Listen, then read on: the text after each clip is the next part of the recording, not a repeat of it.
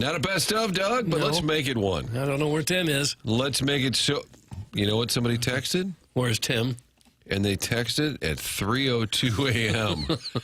Shout out to Marcia's burner, who texted this here station at 3:02 a.m. Maybe the early. You guys document this stuff. Swope, where are you? Maybe the earliest text to the inbox in the history of the show. At that hour of the day, are you coming home from the east side? That's what I was going to ask. Do you think he was still up or just getting up? Yeah, lying in bed staring at the ceiling. Could be a third shifter, working that overnight. Yeah. We got a lot of third shifting in this town. I guess hospital workers, maybe. Yeah, I'm sure there's First responders. Or Amazon. If you're working at Amazon right now, there's some third shifters. For Are they sure. delivering at 3 in the morning? No, but they're probably fulfilling. You're talking about Getting the ready. factory site, loading up the trucks? Yeah, fulfillment centers. Dog, that's a fulfillment center. That's what it's called. I didn't know it was called that. All right. Why are you so angry? I'm not angry at all. Oh, knock it off! I'm happy to be here. Freaking Christmas Eve, and we're all fighting in front of the kids. I had an Amazon guy delivering a package on my front porch once about 10:30 at night. How'd that feel? Weird. Yeah. Try 4 or 5 a.m. I've had that happen. Like the ring goes off. Like, holy crap. Oh, yeah. In the day and age of the ring. It's like motion at your front door. It seems like it'd be Squirrel. You go down with a baseball bat. Turns out it's a squirrel. You got a machete out. Seems like it'd be dangerous for the delivery guys, too. Because there could be a lot of people with itchy trigger fingers there saying, who's snooping around my house at this hour? Well, even telling kids, like, go around the neighborhood and sell those candy bars for your Little League team or whatever. You're knocking on doors, and people these days are armed and pissed. Yeah. Text in if you're armed and pissed. Sounds like a sign you should have on the front of your house. It used to be beware the dog. Now it's armed and pissed. Oh, is it a little aggressive on our part if we were to call the texter and say, hey, what's up? We just want to know what you were doing at 3:02 a.m. when you texted the show. I think it's fair game. My hope is that the person heard whoever texted in at like 4:50 yesterday saying, where's Tim? They wanted to top it. And set their alarm for 3 in the morning so they could send that text and be the first one to do it. I actually agree with that. I hope that was the case. Do you think we're going to get any text during the best of shows with people not realizing that it's not live? Yes. 100% happens almost every time. And like complaining, like upset about something someone said probably 6 months prior. Well, how would you know? If you just turned on your car radio real quickly for a 10-minute drive and somebody said something, you wouldn't necessarily know it's not live. 100%. Yeah. If you listened for like 20 or 30 minutes and didn't pick up on it, including like me voicing over saying you're listening to the best of TMA, then it would be a little silly. But to your point, Doug, if it was just 1 minute, flip it on, yeah, totally understandable. What if the best of segment is a listening text, and we say, I don't know what they should do with Arnado. Doug, what do you think? What do you want to see him do? And people are like, oh, they want to hear from me. That would be a producer faux pas. But then again, not a big deal. Well, unless we call them, I think we're going to have to. Let's just call Mar at some point. It's a little early. She's texted in again. Oh, here we go. Sleep Okay. texting again. I must miss Tim that much. So instead of sleepwalking, they're sleep texting. That sounds more dangerous, maybe. If you were just not consciously be texting people at 3 in the morning. You guys ever do any sleepwalking? I don't think I ever have. Yes, a couple of years ago, I actually fell in the middle of the night because I got up to go to the bathroom and I didn't know it, and I fell flat on my face. That wake you up? Oh my God! Yes, I was so disoriented. I literally went right into the ground on my forehead. I did it once when I was like. Try explaining that to people like, yeah, did you have an event the night before? Were they serving, I don't know, stiff drinks? Like, no, I was literally getting up to go to the bathroom, but I didn't realize it. Did you get hurt? Break your nose or anything? No, I just pretty good cut on my forehead. Oh. And the great Dr. Rick, who gives advice on your elbow, your knee, but also on every cut that I've ever had, he's like, well, here's the deal. You probably had a few drinks. I'm like, no, I didn't. I'm telling you. Nobody believed me. Is it an old wives' tale that you're not supposed to wake someone up who's sleepwalking? I've heard that you're not supposed to wake them up. Why, because they punch you or something? Yeah, like no, you're better to wake them up because they might do something to get. That's what I'm thinking. Like, whatever they're going to do to me is going to be better than them falling down the stairs. Correct. This is the kind of show, Doug, where friends gather and some stop. I think JR's stopping by, right? Yeah. How about that on Christmas Eve? Well, he's a gamer. But it's time to get to the phone lines. I mean, by golly, it's the holidays, Doug. And Barge Guy is back. We're talking about people working different shifts. This is our guy who for years was working overnights, and then with the success of calling into this show, he's now in management, working in Big Barge. Barge Guy, how are you? Merry Christmas, gentlemen. All right. Merry Christmas are we to you getting as after well. it already? Do what? You all talk at the same time? We just said Merry Christmas to you as well. Thank you very much. How y'all doing? No, we're fine. We're absolutely fine. No, Anything on your mind? Doug's mad at him. He just called to hang. Okay. No, I called to say Merry Christmas. I called to say shout out to everybody on the river, working hard. They're working today. They're working tomorrow. I'm about to pick up Christmas dinner for the cruise tomorrow and drop them off. So funny, on Thanksgiving, I went down there all day and I cooked for them.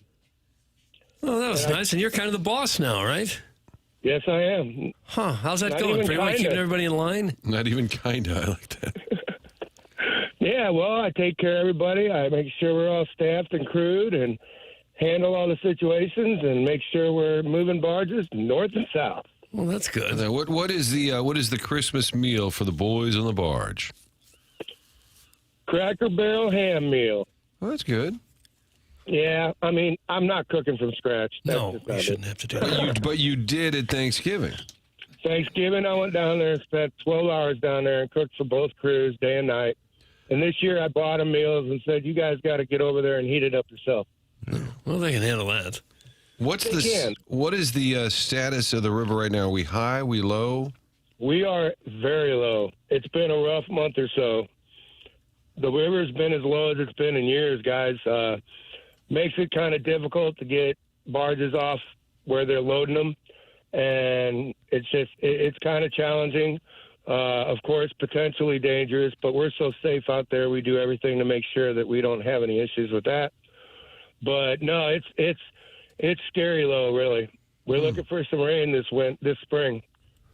Okay. How about that, Doug? You weren't expecting on the Stiefel dossier to have a river update, No, but there but it's you nice have to it. get it. Barge Guy, you've also worked that overnight shift. Now you're more of a daytime guy? Is it hard to adjust since we were talking about texters at 3 in the morning? Well, I still wake up at 5 in the morning, no matter what, whether I'm off or not. But no, it's really not difficult to go back to Monday through Friday during the day, and it makes it a lot easier not have to work overnight, and then of course not working in the elements unless I have to go out there for something. Yeah. But it's really been a godsend for me and my Jackson. I know some of you listeners might remember I have one of those. Absolutely, too. I was going to ask. He's excited. He's going to spend Christmas with his mother while I'm working the next day and a half, and that's good. And then he's going to spend the next 5 days with me starting Friday. Good for you. Well, have a great Christmas, Barge Guy. Don't be a stranger. Be safe out there on the river. Hey, one thing. I never got to tell you guys. So I got on the gauntlet a couple months ago. I don't know if any of you guys heard it. And I got all the way to the third leg. I beat Carrie, and then I beat Marsh, and then I played Anthony, and I lost on a closest to the pin of when the California Raisins retired. Oh, God, that sounds like I would be appealing that one. I was appealing it. Anyway, thank you very much. I appreciate it, but I was trying to represent you all as best I could. Absolutely. Well, all right, How about thank that? you, fella. Did you say this is Barge Guy from TMA? Yes, it is. I He did. did. All right, put that the papers. Is it too late to enter that into the best of? Even though it was on the fast lane. Barge Guy, also a texter said, good morning, Barge Guy. Merry Christmas, and shout out to the river. Right on. Thank you very much. Okay, All there right, we go. thank you, Bargy. All right, see you guys. See ya. Guys, I can hear his CPAP machine running in the background. Oh. I would have thought it would have been smooth sailing for the barges without the ice and the snow, but I guess they do need more water. You just can't win, Doug. The No. river's too high, it's a problem. Yeah. River's too low, it's a problem. Merry Christmas. Get some bleach under your tree. Hey, Jeez, come that's on. gosh, it's Christmas Eve. Hey, Martin, do you like a good kielbasa? Oh, that's from yes. That is a fresh cut. Hey, Martin, do you like a good kielbasa? You have a cut of yourself saying you enjoy sausage. Give me a moment. Okay. Guys, we don't care about Mizzou. That was sent in at 7 a.m. We had yet to discuss a single topic. Why would he say that? It's from Lil Bearcat's Cuckstool. Why are we talking about barges? Call in with whatever your profession is, and we will give it equal time. Yeah. Maybe especially those who are working today. Not a whole lot of people have to work at all. The highway was almost empty when I drove up. Barge guy is an American success story, Doug. Yeah, those he are the called jobs into this show, maybe had a little bit of a nip, and then all of a sudden he got promoted. Those are the jobs that keep us moving, keep us rolling. Underappreciated, but extremely important. I like sausage as much as the next guy. There it is. That's going to live on.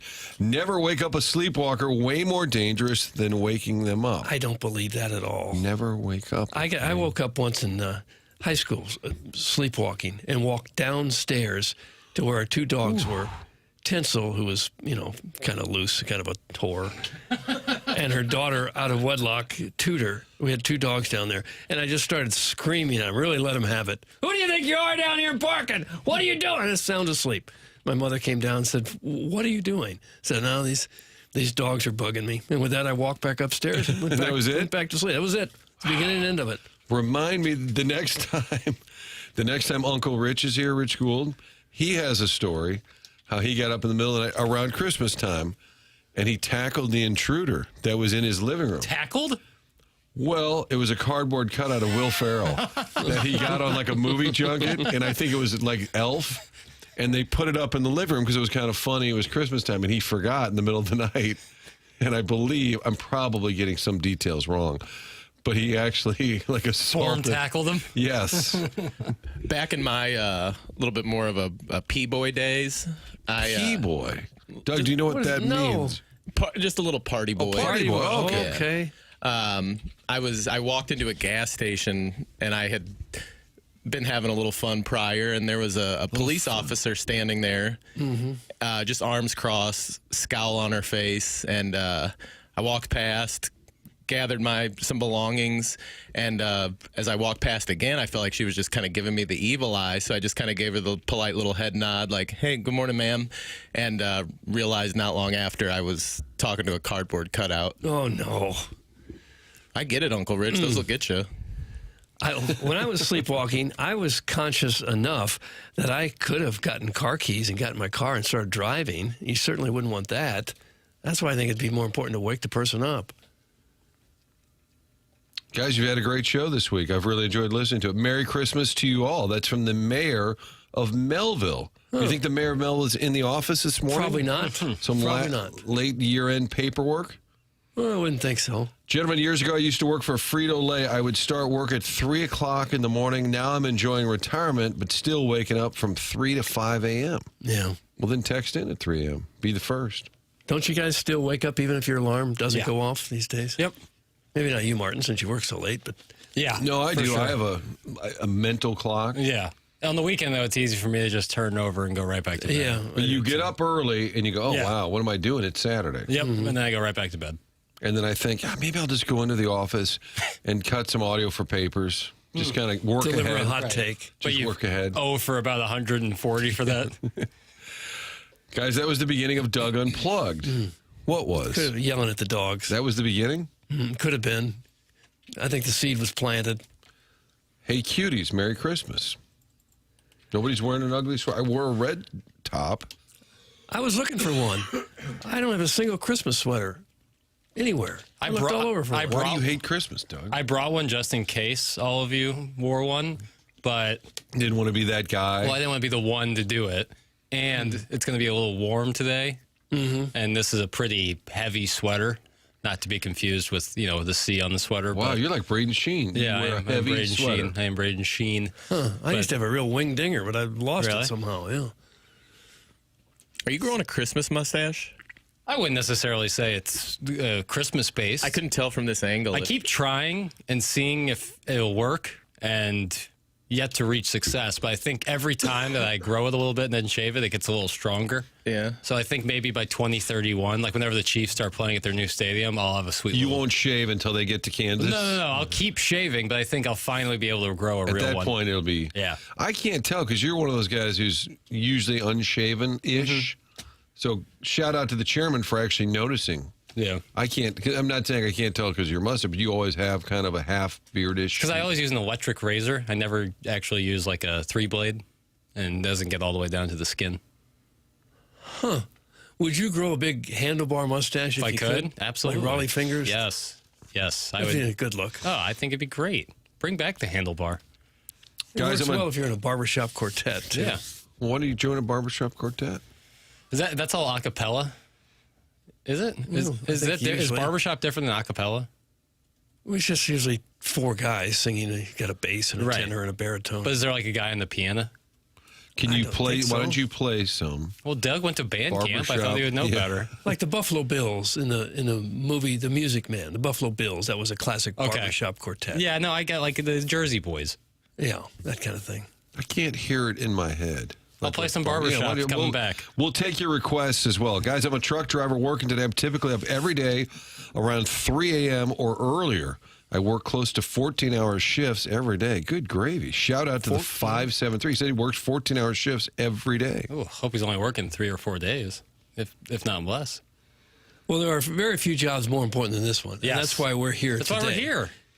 Journalism Yeah. is what moves the nation. Yeah.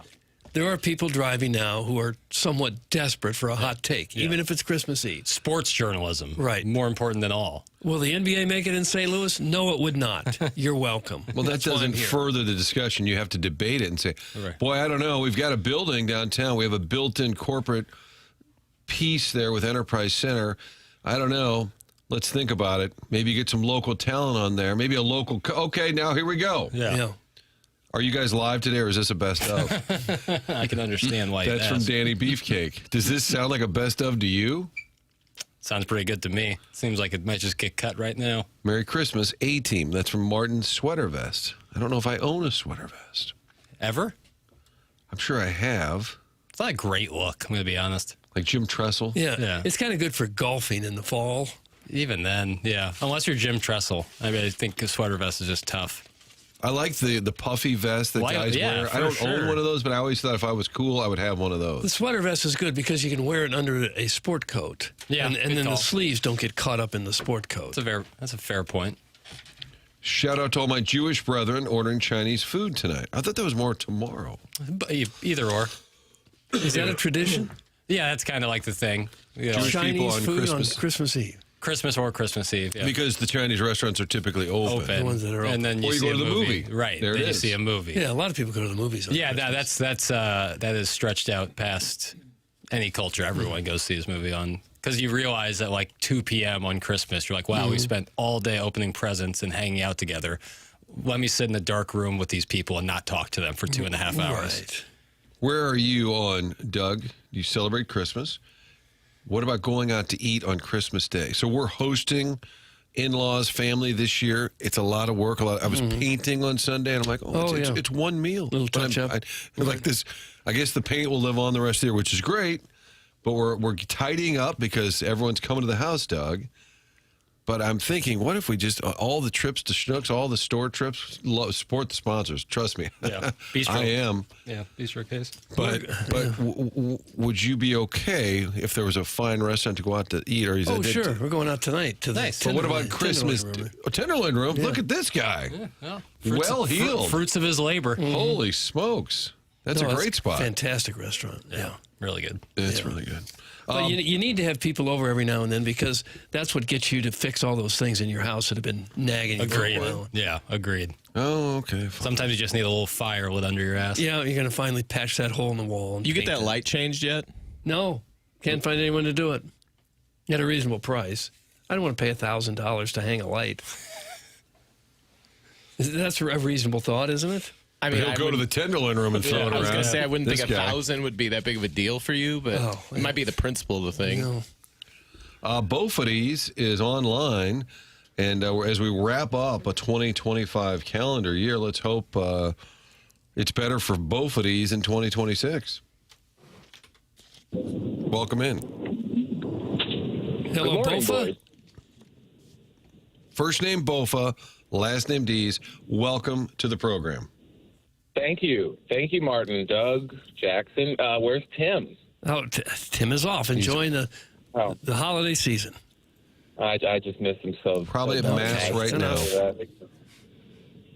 So how you boys been? You know, I haven't talked to you in a while. I haven't been able to really tune in much, and I'm a little disappointed. Nobody's really checked in on me to make sure that I was doing okay or anything like that. So Have you been sick or injured or something?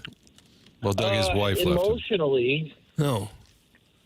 yeah, my wife left me. But didn't she come back at one point? Well, I got remarried. Down by the brewery. That's right. Well, it was off Broadway in the open field. You know, you were going to be the officiant, but I think you were tied up that day. Oh, okay. There's just a field off Broadway where people get married. Oh, yeah, it was a beautiful spot. Jackson, you really missed a wonderful ceremony, I tell you what. You know I love some nuptials. Yes, I know. And there was a number of nice ladies there. They seemed to be available, you know. Seemed to be available.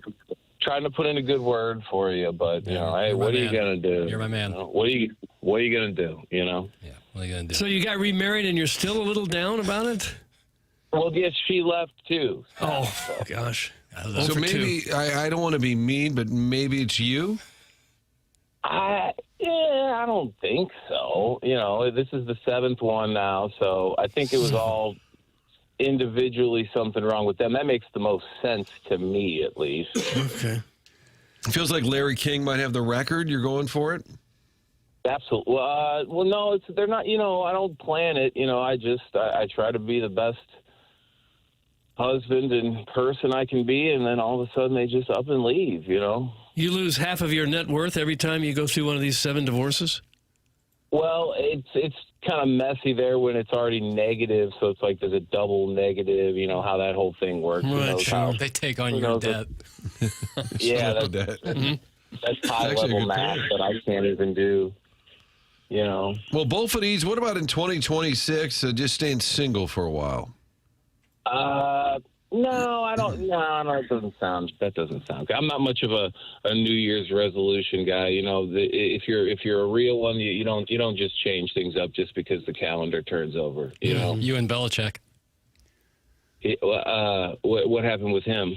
Well, he was once asked about New Year's resolutions, and he didn't seem too receptive to the idea. Yeah, he's smart. He might be losing half of that net worth eventually too. Yeah. Not married. With his situation. Well, both of these, thanks for checking in. Merry Christmas. I was going to say to you and yours, but that feels hurtful. No, there's no more yours. Yeah, and Doug, if you do find that number for the mail order bride, the hotline, just make sure you please shoot that over to me. Okay, I will do that. I really haven't been looking, but I will do that if it comes across my desk. Okay, perfect. I'm definitely in the market. Merry Christmas, guys. Make sure you send Tim my best, obviously, Sure. and hopefully we'll talk in 2026. All right, Bofa. Merry Christmas to yous. Jesus. Just checking in is all. Nothing wrong with that. I noticed now that both of these had texted in and said, hey, I'm on hold. Like Larry. That's what Larry Nickel does. If you've been married 6 times and it hasn't worked, would you go ahead with the 7th wedding? Yeah, why not? At that point, you've done 6 weddings. You might as what's one more going to do But to you? at that point, what's the point of getting married? Why don't you Yeah. just live together? Or if you're a family. Now, I'm not sure that both of these is really Yeah, being married. genuine. Yeah, I'm not sure. I never know on this show when it's a bit.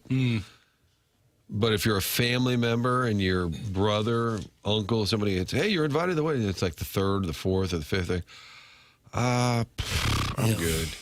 Well, definitely your gift is going to be. A little lesser. I would, if you've gone to 6, now you're out upwards of $1,200 or something through these weddings. After about the 3rd, I think you just kind of do it with a justice of the peace somewhere, don't you? Yeah, you'd probably just live together. Yeah. You'd probably Goldie Hawn and Kurt Russell, the situation. Hey, guys, I work for Amazon. Deliveries start picking up at 2:30 a.m. Last deliveries will be at 11 p.m. Have a Merry Christmas. Yeah. Shout out to everybody working. I had to order something last night, and it said it'll be here today. I ordered it last evening. And they're knocking. Yeah, like, yeah, order, yeah. Here's your order, Mr. Yeah, I was ordering at a friend's house last night, and I thought there's a chance it's there when I arrive back home. Is it a Nerf hoop? Yeah, I got Well, I bet 3 Nerf hoops. The Porch Pirates will be out tonight. I saw a story on the network news the other night. There's guys who just follow the Amazon trucks, And they had video of a guy, the Amazon guy wasn't even back in his truck after delivering the package when the guy ran out of his car and stole it. No, Well, that's when I'm going to start selling my new sign, armed and pissed. And you just remember for a while, Doug, everybody had baby on board. beware of dog. On the back of the car, it said baby on board. Now we just put armed and pissed. It seems to me like we need some sort of large mailbox type of contraption by the front door. Like a lockbox. A lockbox, yeah. not a bad that the idea. Amazon Like guy a can P.O. put it in, box. but you can't get it out. in front No, of your house. seriously, Doug. This is it. That's the new Yeah, ring. I'm dumping out of that. Don't give that idea away for free. I thought about it years ago, and I looked on Amazon. They're out there, but Yeah. they get no marketing whatsoever. Right. Like a It lock. should just be a little lock box, like a mailbox where he can slide the package in, but then it closes and you can't get it out without a Some key. people have mailboxes where you have to have a key to open the mail. It just sets the slot. What about a mail chute that goes right into your living room? Those are old school. But how big is it going to be? People are ordering huge Yeah. stuff. We can work on that. And then the neighbor kids throw firecrackers in there. Well, heads up. Wait, every bad idea. Doug just puts it out there. Arms armed and pissed. Are you It's a talking like one of security those issue. like bank shoot? Fireworks. Yeah, exactly. Fireworks. Oh, yeah. Yeah, I heard of that Doug's neighbors are happen. throwing God, how fireworks. scary would that I be? heard that You're happen. sitting there watching television. Some kid throws a firecracker in your house. Like a member of the Baltimore Ravens security team walking on the field, and here comes a missile. That's one of the rages now, or at least it was a few months ago, where I guess it was high school kids barging through people's front doors. I saw that. just to get the bed, just to get a funny video. Kicking the door. Yeah, I've seen that. That would really scare me. I would not be okay oh with God, that. yeah, you talk about armed and pissed. People do that to their people's car, like kick their car. Yeah. I'd be like, that's a terrible idea. Just turned it on. Happy to hear the train wreck continue. See, this is live. This is what Kioski had in mind for live programming on Christmas Eve. Again, I'm enjoying it. Yeah, me too, base burglar. God, I love Lou Brock. I think I had something stolen off my porch because I ordered a little phone clip for my car 2 weeks ago and said it'd be there in 2 days. It never showed up. Yeah, I've gotten that's happened to me before where they flip the delivery date on you. It's like it's actually going to be here in 4 weeks. Or and you're not just be- going to sit there and take it. Or it was here and disappeared. Could be the case. Then you just claim it and they'll give you another one. Yeah.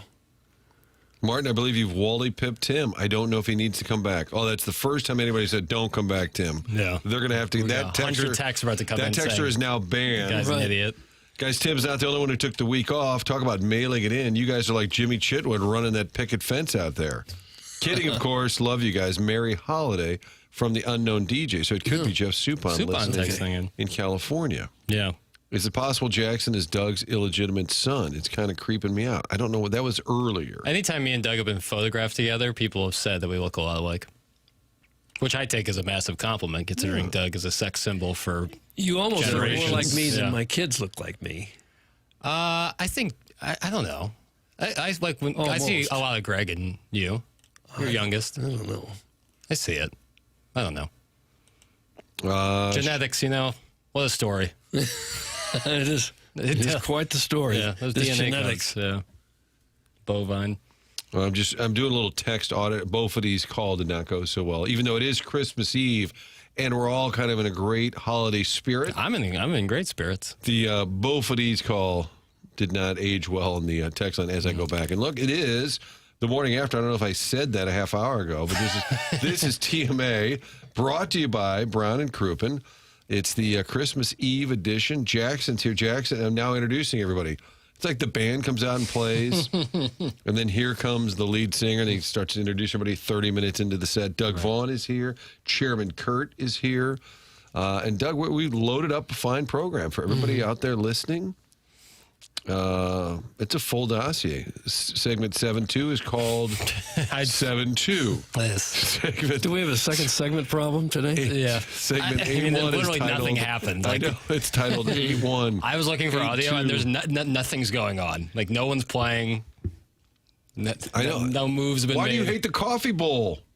the coffee? Did you see the Bush's? Yeah, that bean bowl was yesterday. But it was- too. Did they dump beans It was on called them? like the Bush's Classic Bowl of Beans. It wasn't called like the Bean Bowl. It was called the Bowl of Beans. Did they dump beans? I hope. I saw them stirring it on the highlights. When it was over, they had a big pot they were stirring If you were the up. coach and there's no, like, you don't get any more money if you win, you get nothing changes if you win or lose. Would you not be okay to lose if that means you didn't have to get a bowl of beans dumped on your head?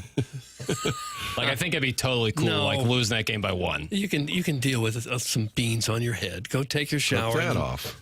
laugh, and everything's fine. All right, Chairman, Don't ever get comfortable with losing. Can you whip up about the 2 quarts of beans and we can dump it on Doug's head? I've never wanted to take part in something so much in my life.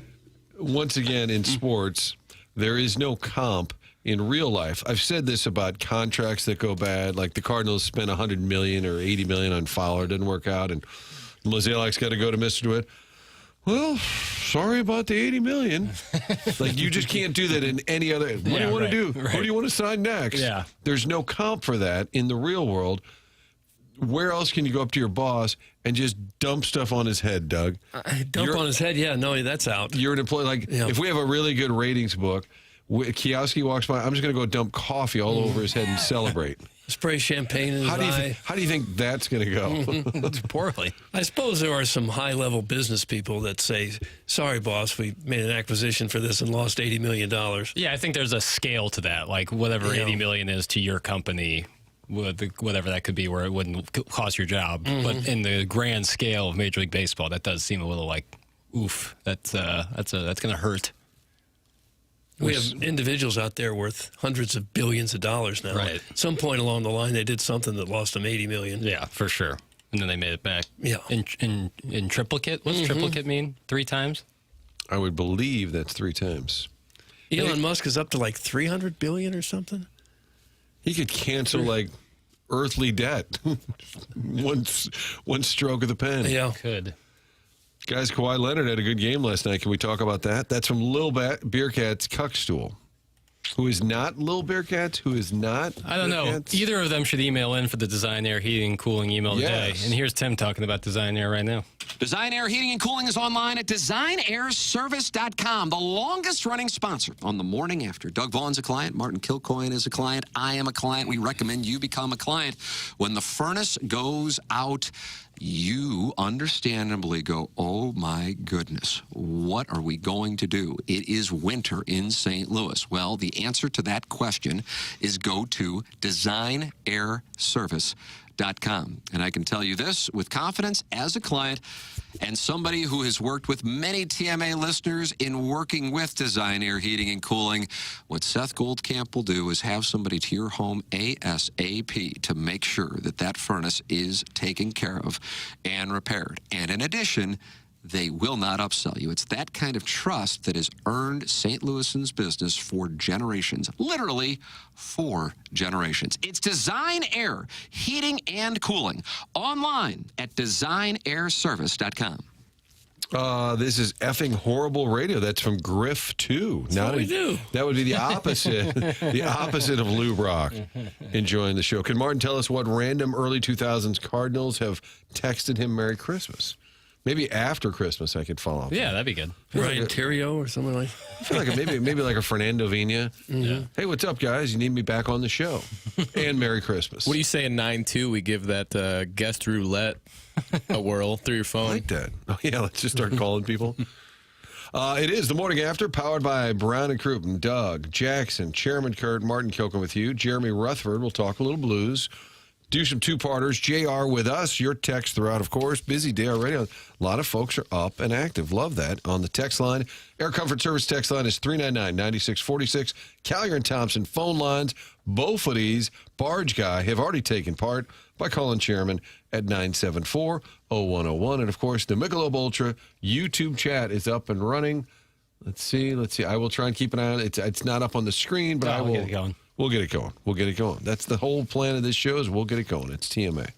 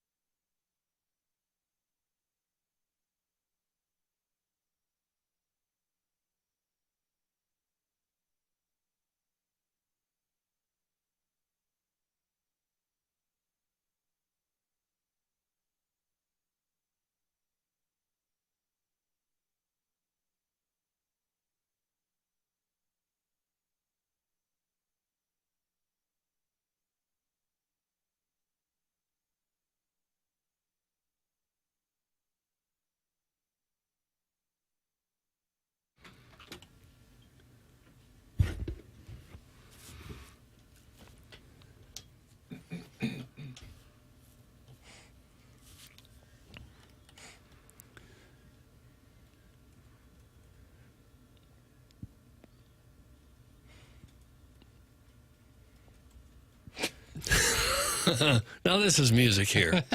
Is it? Yeah, oh gosh, yeah. That's some barbershop. Why they sing you like this? That's just the style. But It's Michigan not a J- particularly good song. Michigan J. Frog does it so much better. I don't think that would be considered a barbershop quartet. No, but this is the exact same song. Oh, yeah. Yeah, oh, I'd love to hear some Michigan J. Frog. Right. I think he does this song a lot better Mm-hmm. than these guys who are singing it like people don't want to listen to them. Like, how can we sing this in a way where it's To drive you away. unappealing to the ear? I'm down on barbershop. Well, you got to have the right song. Well, Doing a text audit because somebody texted in that they would be able to hang that light for you, Doug. And now I cannot that's just find a guy it. who wants to get in Doug's Can't get it house. done. Yeah. And then it's a Doug call Mid-America Electric from the 417. It sounds like somebody who might Yeah. Is that work right? Let at us write that Mid-America. Let us be Mid-America Electric. Okay, I know. I'll write it down. Guys, Amazon UPS drivers cannot deliver to a mailbox that's federal property. We were talking about a lockbox Yeah. on your porch. Yeah, I wouldn't do a regular mailbox. My mailbox A is regular federal mailbox wouldn't property? get it anyway. They'd that's just true. reach in and take it. My mailbox, the Yeah, one that like I you- pay for, is the government's property. Yeah, because you cannot, like, if I have a sign that says, hey, it's Marty's Lawn Biz, I cannot put a brochure in your Yeah, mailbox. I can't put anything in your mailbox. I get Well, that. that's what they're saying. But, like, if I pay for the mailbox, install it, and the government's like, nope, that's mine. Well, no, I think only the Okay. The receptacle isn't the important part the here. government employee can Got it. items in there. Okay. You'd think maybe we could amend the law or have a new law where you're allowed to have a lockbox by your front door. Yeah. That seems reasonable. Does seem reasonable, especially if it's in attempt to avoid theft. And they are, like I said, they are out there. You just don't see any marketing of it, and you don't see anybody with them. Well, if they're like, nope, your package gets stolen just like Yeah. the next guy. Uh-huh. Sorry it's there. important that we keep this available for the thieves. Sorry there, brother. I'm just horrified by the idea Doug, his neighbors are just going to throw firecrackers into his Oh, house. God. If you can think of it, it's happened. Fire in the hole.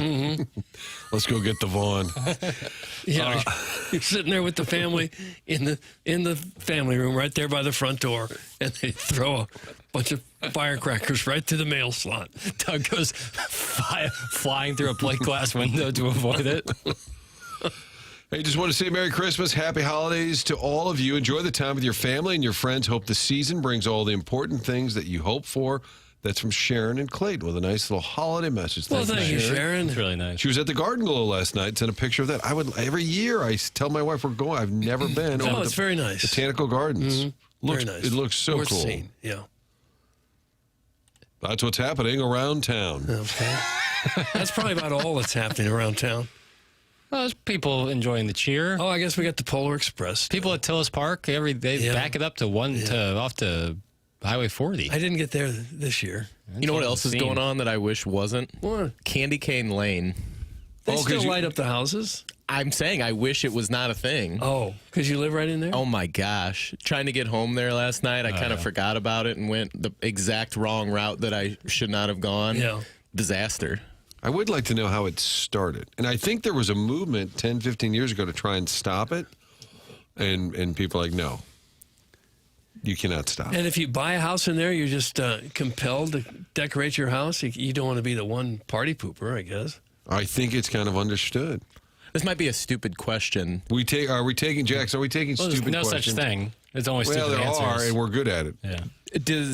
Do these residents' electric bill just absolutely just skyrocket this time of I year? think that people go through. I think I've seen a banner that says like There's a donation. like a QR code, like, "Hey, help us out! Like, we love doing this, but help us out." Oh, with yeah. the I always electric donate. stuff." There's Yeah. usually people out there Well, with but buckets. typically it's a charity that's out there collecting. And so if you throw money in the boot or whatever, it's for a specific charity that night.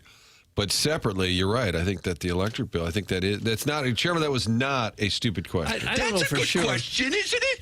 But I wouldn't think a little Christmas light would cause your electrical bill to go up very much. Well, it's not just a little light. Oh, I know, but they're low wattage light bulbs. I can't think it's not going to be like you're running your air conditioner all day or anything. And if I can ask a follow-up question, Yes, go ahead. do the people on this street need like blackout shades? Because I would think that would be like the Kenny Rogers chicken roaster with Kramer sort of situation. Yeah. How late into the night does it go? Or I drove by there this morning and I was curious if it was still on. Yeah. So I drove down it this morning and it's still fully lit. No, it's a stupid question. Sorry, that was Don LaGreca speaking, not me. Yeah, I just wouldn't think that a string of Christmas lights is going to affect your electric bill. Well, but what about the inflatables and the all the doodads? All the doodads. Well, these aren't just Christmas. These are.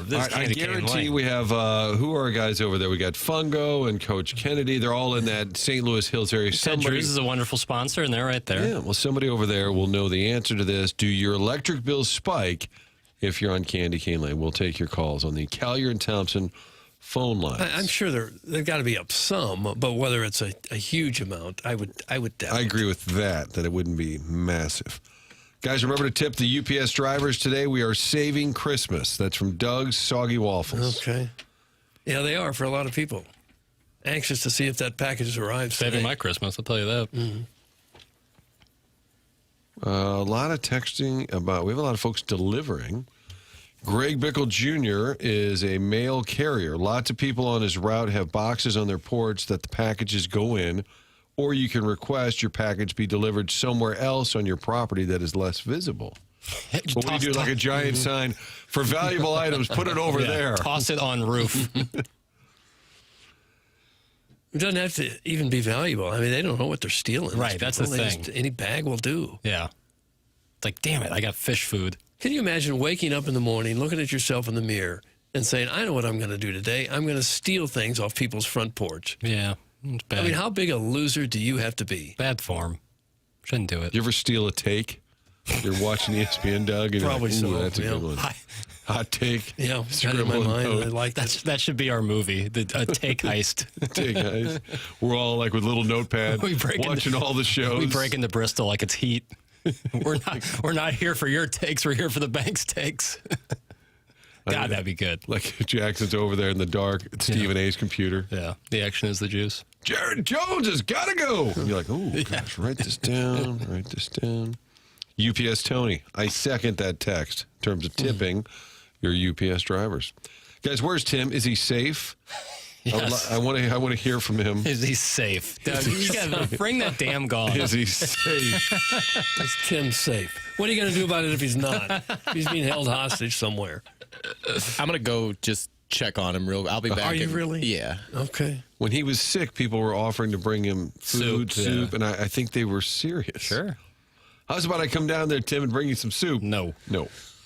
Have you guys ever seen people with the bait packages with the glitter bombs that go off when the thieves steal them? I've seen the videos of that, and I wondered if it's real or not. I don't know anymore what's real. But what if they don't steal it? Then you're just stuck. They put like a pack in, like what banks do. Yeah. If you steal the money, like a dye it pack. explodes. Right. Yeah. I've seen all kinds of video of that happening. I never know if it's real or staged or what. Yeah, I don't like what happens if no one comes and steals your package. Now you just have this bait pack. I guess you're always having it out there. Could be. I mean, it's just the Ring video picking it up, so it could sit there for days.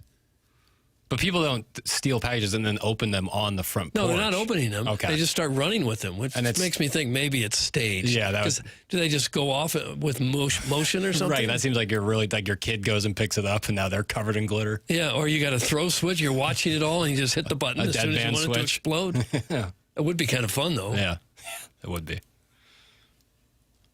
Does Christmas Eve get Martin excited because many gift cards are purchased that aren't expired? Well, or just IOUs from Carlos Spicy Wiener. Depends on who you get them from. But it feels like we've come up with two. Celebrate the Christmas. Here you go. Slaughterhouse. I think they're gone. It's okay. Give it a shot. Yeah, big man. $6.22 on there. It feels like we've come up with two. We've come up with two solid business ideas. One is a TMA lockbox for packages, and the other is simply a sign: armed and pissed. Armed and pissed. We market both of those things, and we retire I honestly think we could sell some of those armed and pissed. Maybe in your car, Doug, like the baby on board, you just put it in the back. Piece of glass. What's it called? What? What's the glass on the back? Back of what? That the windshield's the front. The rear view? Yeah, the window. The rear window pane. I don't know what that's called. Do we need to now make a name I don't know for that that. it has a special name. Yeah, because the front is the windshield, Yeah, and I'm saying you hang this little sign, armed and pissed, on the back. on the back window. Yeah, I guess back window. But if you have a sign on your That broke car my that says brain. armed, you're just inviting the police to pull you over and Yeah. say, is that a legal Yeah. firearm? Not only are you armed, but pissed. Martin, Yeah. it's literally called the rear windshield. Okay. I don't know. It hurt my brain. I didn't know what you were talking about. Papers looked like he was about to either I didn't know what you were talking jump across the table or cry. Well, maybe both. Doug, I'm not talking about a paint bomb. I'm talking about a glitter bomb with a camera inside videotaping everything. It's got audio component as well, where a line from Home Alone gets said, and then it also sends out stink and glitter. So they're Probably. trying to Merry- counter the pirates. Merry Christmas, you filthy animal. Yeah. That bit never worked for me. I don't know why Daniel Stern and Joe Pesci were so confused by that. It was clearly television audio. Could have been just a movie. Yeah, I love the scene, but Yeah. Would you also fall for the iron coming down and hitting you in the head? my favorite one is when he falls on the ice in the basement. That really gets Daniel Stern's really funny in that movie. Did you enjoy him in Breaking Away? Some of his early Yes, work. I loved him. Diner. I think my favorite is him as Bregma in Rookie of the Year. Hot ice. You heat up the ice. Guys, I'd buy the armed and pissed sign with a Banty rooster and an AK-47. There you go. Now we're workshopping the actual logo. I don't want to put TMA. You don't want TMA logos on someone Associated with- armed and pissed. Well, and if you put TMA next to armed and pissed, then they probably think you're a dainty boy, and now they're not really fearful. Right, which is maybe what you want. Guys, I believe window is the word. Rear or side window. It's the back glass, you dope. I don't know, I was thinking windshield. Right. I was thinking there had to be a word for the back. No, you don't want it on your car because that's Okay. one of the big reasons why people break into your car at stadiums because they know you're going to get checked for your weapon and people leave them in the car. Right. How about a sticker on the front of your shirt? That might be better. Armed and pissed. Yeah. Here's a tip. You have a job and you get paid. There you go, Doug. That's our motto here. Yeah. It's better than porch piracy. Yeah. Chop wood, carry water. I'm sorry? Chop wood, carry water. Chop My credo. wood, carry water. It just seems like it's not worth the risk to be a porch pirate because you don't know what you're picking up. You might Right. pick up an absolutely worthless That's what I'm item. saying, like You fish might go- food. You What are you might gonna go do with steal that? somebody's calendar and then you're going to jail for theft. Yeah. You probably wouldn't go to jail for that, but you'd get in trouble if someone caught you. Sure. Yeah. Not to mention a homeowner coming out and who might be armed and pissed. Yeah. And that's the last thing you want. There you go. We're always trying to advance the show, but for some reason in my head, I'm still thinking about Chairman Kurt, afraid of the cardboard cutout cop, just circling around at the convenience store. I think I have a picture on my phone somewhere. I'll try to find it. She was she looked menacing, Yeah. regardless it of my worked. inebriation. Somebody at corporate said, here's the deal, we'll cut back a little bit, but, for the late night boozers, we'll just have a cardboard cutout. They won't know any better. You got duped like one of those like fake foxes that they'll put out in farmlands to keep vermin away. That's what they fooled you. Wouldn't put it past me. Yeah, sure. This is a live edition, Jackson, of TMA. I just want to remind everybody we're here. Sure. JR's coming up here. And in a lot of moment. folks are up and listening. We appreciate you. Maybe they're throwing some garland on the tree right about now. Yeah. Listening to the program. Is garland different than tinsel? I think it's in the Yeah. same family. Okay. Garland's like a string of green. It all ends up in pieces on your floor, and then you got to sweep it up later. Yeah. And then you find it 8 months later. Yeah, and they still got pine needles in there. It's the last time I buy a real No, Christmas tree. humbug. Wow. It's the last time I do it. Come on. There was pine needles everywhere. And not to mention... what? Fire hazard. Yeah, not to mention yeah. I have this guys. accelerant in my house. Like, let's light some candles next to this dry birchwood here. Yeah. Burn down the whole neighborhood. Yeah. Talk about firecracker Nitties, in the that's house. what you guys are. I got a literal firecracker sitting in my home. I'm not sure if anything burns faster than a dried up Christmas tree. Oh my God! It would immediately go up in flames. Yeah. Papers, I did write down, believe it or not, doesn't sound like it, based on the last 53 minutes. Sure. I wrote down a bunch of sports topics. and one of my theories was, we'll talk about Brooks Koepka. Yeah, Brooks yeah. Koepka, will the PGA take him We just back gotta keep teasing stories for Yes. later in the show. later this year? Yeah, we'll never talk about them. I know, bro. We're gonna get into Brooks Brooks Koepka leaving. Koepka Where I know we're gonna get leaving into that. Live. CFP But- viewership. We're gonna get into that. Okay, but I also had written down for Dennis Gates, if things don't turn around, like if people are really on his ass a year from now or whatever, things aren't going well, I think that bragging rights game is going to be the one they always point to. All right, that was it. That was like a turning point. For sure. And I feel like Mike Matheny in the 2014 NLCS, some of the bullpen, Randy Choate, like stayed out there for a couple of weeks on the mound, like, take him out, take him out. Right. Michael Walker was the Walker used. one being the most glaring. And Matheny comes in, immediately they're in the playoffs, first year NLCS, next year World Series. Like, wow, this is great. It's working out by the end of 2014. Even though you're in October deep, I think people are like, what's this guy doing? And that's when people kind of turned on him. Point back to. I think with Gates, that game, maybe that's obvious, but I think people are going to always say that's when I said not working. That, or if things continue this season like they are, I think you can even point back to the Drake game. Because you had. I think after the Drake game, people are like, well, that's disappointing, but it's the tournament. But they were really good. That was a good team. I know, but don't you think people excuse it because it's the tournament? Yes and no. Like, oh, it happened. I think people both excuse it, but also put it under a microscope because it was the tournament. It was only 40 minutes of basketball, but it said a lot for his preparation going into a game where you knew what Drake was going to try to do. It just feels like the noise right now. Yeah, I mean, yeah. So social media shouldn't be a barometer, but I think in college sports right now, the noise has value. You're not wrong. No, I think that's a solid take. There should never be an excuse for Mizzou not even being competitive. I couldn't agree more. That's the thing, is you can lose by 20, like against Kansas. You lost by 20, that'll happen. You were competitive in the first half of the game. That second half Mizzou played against Illinois was brutal. Like, burn that tape and never watch it again, because you will learn absolutely nothing from it. And it may just be that I was at the Two Fox last night, and there wasn't a whole lot going on. Shout out to the Scooters Coffee Bowl. But I just was perusing. Boy, there was just a lot of really unhappy Mizzou basketball fans. Understandably so. Understandably so. JR's coming in to join us. We have two-parters. Maybe not hockey, sure. Let's spend an hour talking hockey. But also, JR started at the Post-Dispatch at a young age. He was Shaggy.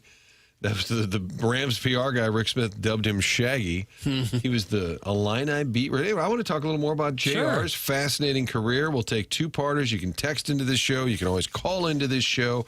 Callier and Thompson phone lines at 974-0101. The Air Comfort Service text line is 399-9646. And the Michelob Ultra YouTube chat right now, Spicy Sal. I got to be honest, I enjoy the show more with this crew. Now, that's blasphemy. Yeah, get out of here. Straight blasphemy. It was probably Tim wanting more time off. Tim is texting in. Show sounds great. One year, the mayor, Mo Drummond, and I filled in on the Dan Patrick show. It was right around, it was like the day after Christmas. But we did a couple of shows, and the producer, Paul Papps, who's been with Dan Patrick forever, he was in New York. We were in St. Louis, and he said, hey, guys, Dan just texted into the show. He and his family in Vermont skiing. And Dan texted and said, he's never had more job security. Wow, thanks. Thanks for the shout-out. All right, coming up, 8 o'clock hour here, Christmas Eve edition of The Morning After, brought to you by Brown and Crouppen.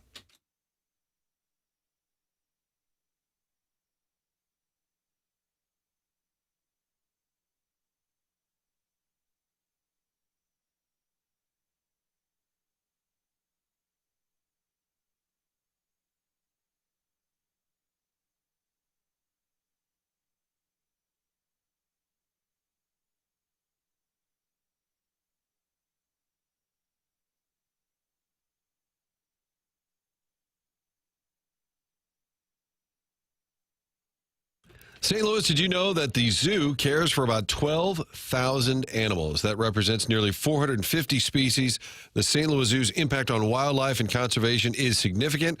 That's why Together Credit Union and the St. Louis Zoo teamed up to offer the exclusive St. Louis Zoo debit card. The Zoo debit card rounds up the change from your transaction and then donates that money back to the St. Louis Zoo. Those donations help further the zoo's mission of animal care and management, wildlife conservation, and research. That Zoo debit card means you, the card holder, get some special perks. Talking about attraction tickets, parking perks, and much more. If you sign up now, you'll also get that sea lion plush toy with your St. Louis Zoo debit card. Get it by going online, togethercu.org/zoo, or just stop by any of the 14 area TCU branches. Don't wait. Sign up today. Support the St. Louis Zoo by visiting togethercu.org. Together Credit Union, federally insured by the NCUA.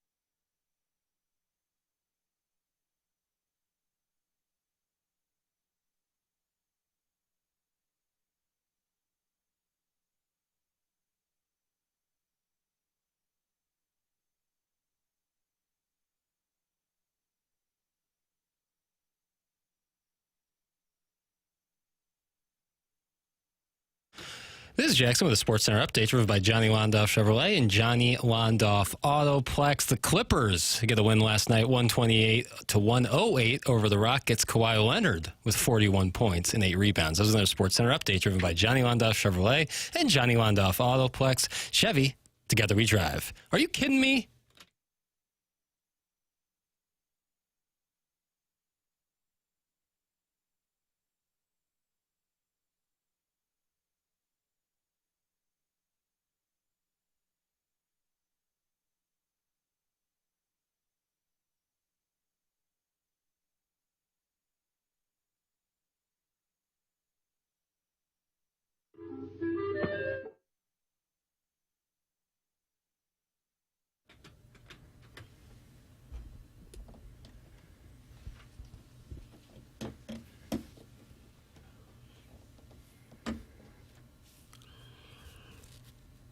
You know, it's a real sports show when we're playing Michigan J Frog. No, that's real music there, though. And then the text line is explaining what tinsel is for us. Tinsel is strands of the silver foil. There you go. That's the difference between garland and tinsel. We're sitting here talking about this when we've got JR, Jeremy Rutherford from The Athletic, and I want to hold these Blues accountable on Christmas Eve. I might even go knock on Braden Shen's door today with a camera and just say, pal, we need answers. Yeah, well, you're going to have a can of food because any Blues question is going to cost a perishable item to give to Operation Food Search. Oh, I like that. I like that. Yeah. Okay. Are we actually collecting? Then we should. Or anyway, get in your car. If you get a question read today, you need to donate. Give it back.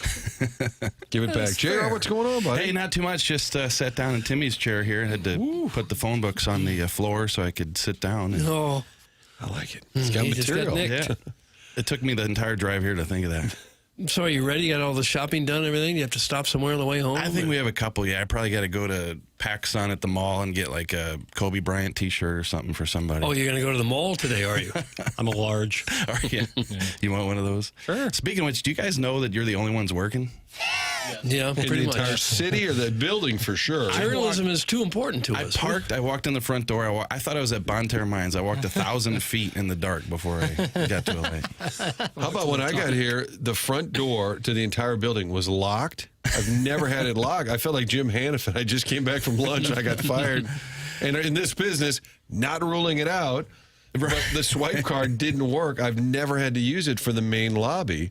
And I thought, well, I had to. It's been a good run. Yeah, I thought I was off today, but then I got an email from Tim and Kioski that said save the show. So they wanted me to come in, help guys out. Well, this is a treat. Shag, how many years ago? Okay, when did you start at the Post-Dispatch? I was Were about, you like right out of college? I'm sorry, yeah, high I school. think I was 18. It was mid-90s, late 90s. I caught a break. It was right place, right time. I'm sure you guys have a lot of those stories too. But I had called the Post-Dispatch, asked them if there's anything I could do, 18 years old. They said, no, you're too young. They basically hung up on me. And the next day I called. You guys remember the Suburban Journals? Sure, absolutely. Yeah, you got the Kirkwood Times and the Kirkwood. Jim Fair would always cover the preps. Yeah. And Greg Marisek owned it, I think, or was executive editor or Vaughn, something. Yeah. But I called them, and they said that they had just received an edict, these 40-year-old sports writers at the Suburban Journals, that they were going to have to cover youth sports, 10-year-old Youth? baseball and Oh, softball. gosh. Just fill the journal up with all Bobby and Joey and Billy's names. And they didn't want to do that. So they said, yeah, sure, come on down. So I did. And I was at Afton Athletic Association one day covering a game, 10-year-olds. And the coach of the team was Mike Smith, the deputy sports editor of the Post-Dispatch at the time. So when I interviewed him, he said, you want to keep doing this? You want to do this at the Post-Dispatch? And I said, sure. So started covering high school football, and then here we are today with the Blues. You just randomly pick a team to cover, and it turns out that it's run by the Sports Dispatch. How many boss. fields are at Afton, guys? What are there? Probably 14 fields? Yeah, maybe. 15 fields? Yeah. Yeah, so just randomly picked one and covered that game, and the softball coach was Mike Smith. Huh. There are some interesting stories with kids playing sports. You got to weed them out. You got to search for them. Yeah, you have But there to. are some good stories. But the key was to get as many names in the article as you could, and then you can picture all the parents highlighting the name and putting the article on the refrigerator, right? Yeah. Or take a team picture, and then you get the whole team looking at it. But then you covered the Illini for a while, right? Yeah. We had this debate because we get into really important logistics. Was there a Post-Dispatch apartment in Champaign because Stu Durando did the beat for a while? Because that's a hell of a commute. It was, and I did cover the Illini. I really wanted the job, I remember, and then they gave it to somebody else, and I about drove off the road, and then that didn't last too long. Nick Wishart. Nick was in line in that Illini line, but this one was Kevin Boone. You remember? Kevin Boone. Okay, I do remember Kevin Boone. And so they gave it to him, and it didn't work out. He was supposed to go to the, what was it, the Sugar Bowl the Illini played? Ron Turner, maybe? 2002-ish. Yeah, back one then. season, yeah. And Kevin decided not to get on the plane and go to the game, so the Post-Dispatch found out that nobody was there. And why would he do that? He said his back hurt, I think. So they did he tell his bosses that he did not tell them until they called him and said, "Hey, are you at the Sugar Bowl?" He said, "No, my back hurts." So he was just going to watch it on TV and cover it that way. Do you imagine Channel 4? All right, Doug Vaughn is in Boston with the Blues. No, I actually never left. Didn't go. So that job opened up and covered the Illini. But as far as that apartment, I heard you guys talking about it yesterday. I never had an apartment when I went there. It was just a hotel. But I will tell you this. Like, if you woke up and the Illini said they're having a press conference today to talk about XYZ, I literally jumped in my car, and it was 2 hours, 45 minutes from my porch to to the and you're probably driving 85 miles an hour to get there. Yeah, I'll tell you what, this is is anybody listening? Because this might gross some people out. Well, we'll find out. This would be a good barometer. Are you listening? We'll find out. And does this gross you out? If there was a 7 o'clock basketball game, let's say during the Bruce Weber, Bill Self era, I would drive. I'd leave the house like at noon. I'd get there at 3 o'clock. I'd cover the game at 7. I'd get done writing at about 11 o'clock, and then I'd drive back. So I'm in the car 6 hours in a 12-hour span or whatever. And so you're talking January. It's cold outside. You're falling asleep, coming home. I would take some spit, put it in my eyes. What? And Jump out of this. Roll down the window. Now we're talking. And stick my head out the window so that cold air would hit my spit on my. Oh my God! Did you think about caffeine? You couldn't just open the window. What are you gonna do? Hey, listen, you're gonna fall gonna asleep. do? Jeffco kink is this? Man, Hey, no kink shaming here. No. What are you gonna do? God, You no. go, how about you turn the radio up, you get some caffeine, then you stop for Mountain Dew or coffee or something? Yeah. Anything but spit in your own eye. Where did you learn that? It just farm animal? It comes to you when you're in the middle of. And this works? It works, yeah. Does it really? Yeah. I will say the Illini, like over the years, dealing with they were always really helpful. Like their whole, Kent Brown, those guys. Yeah.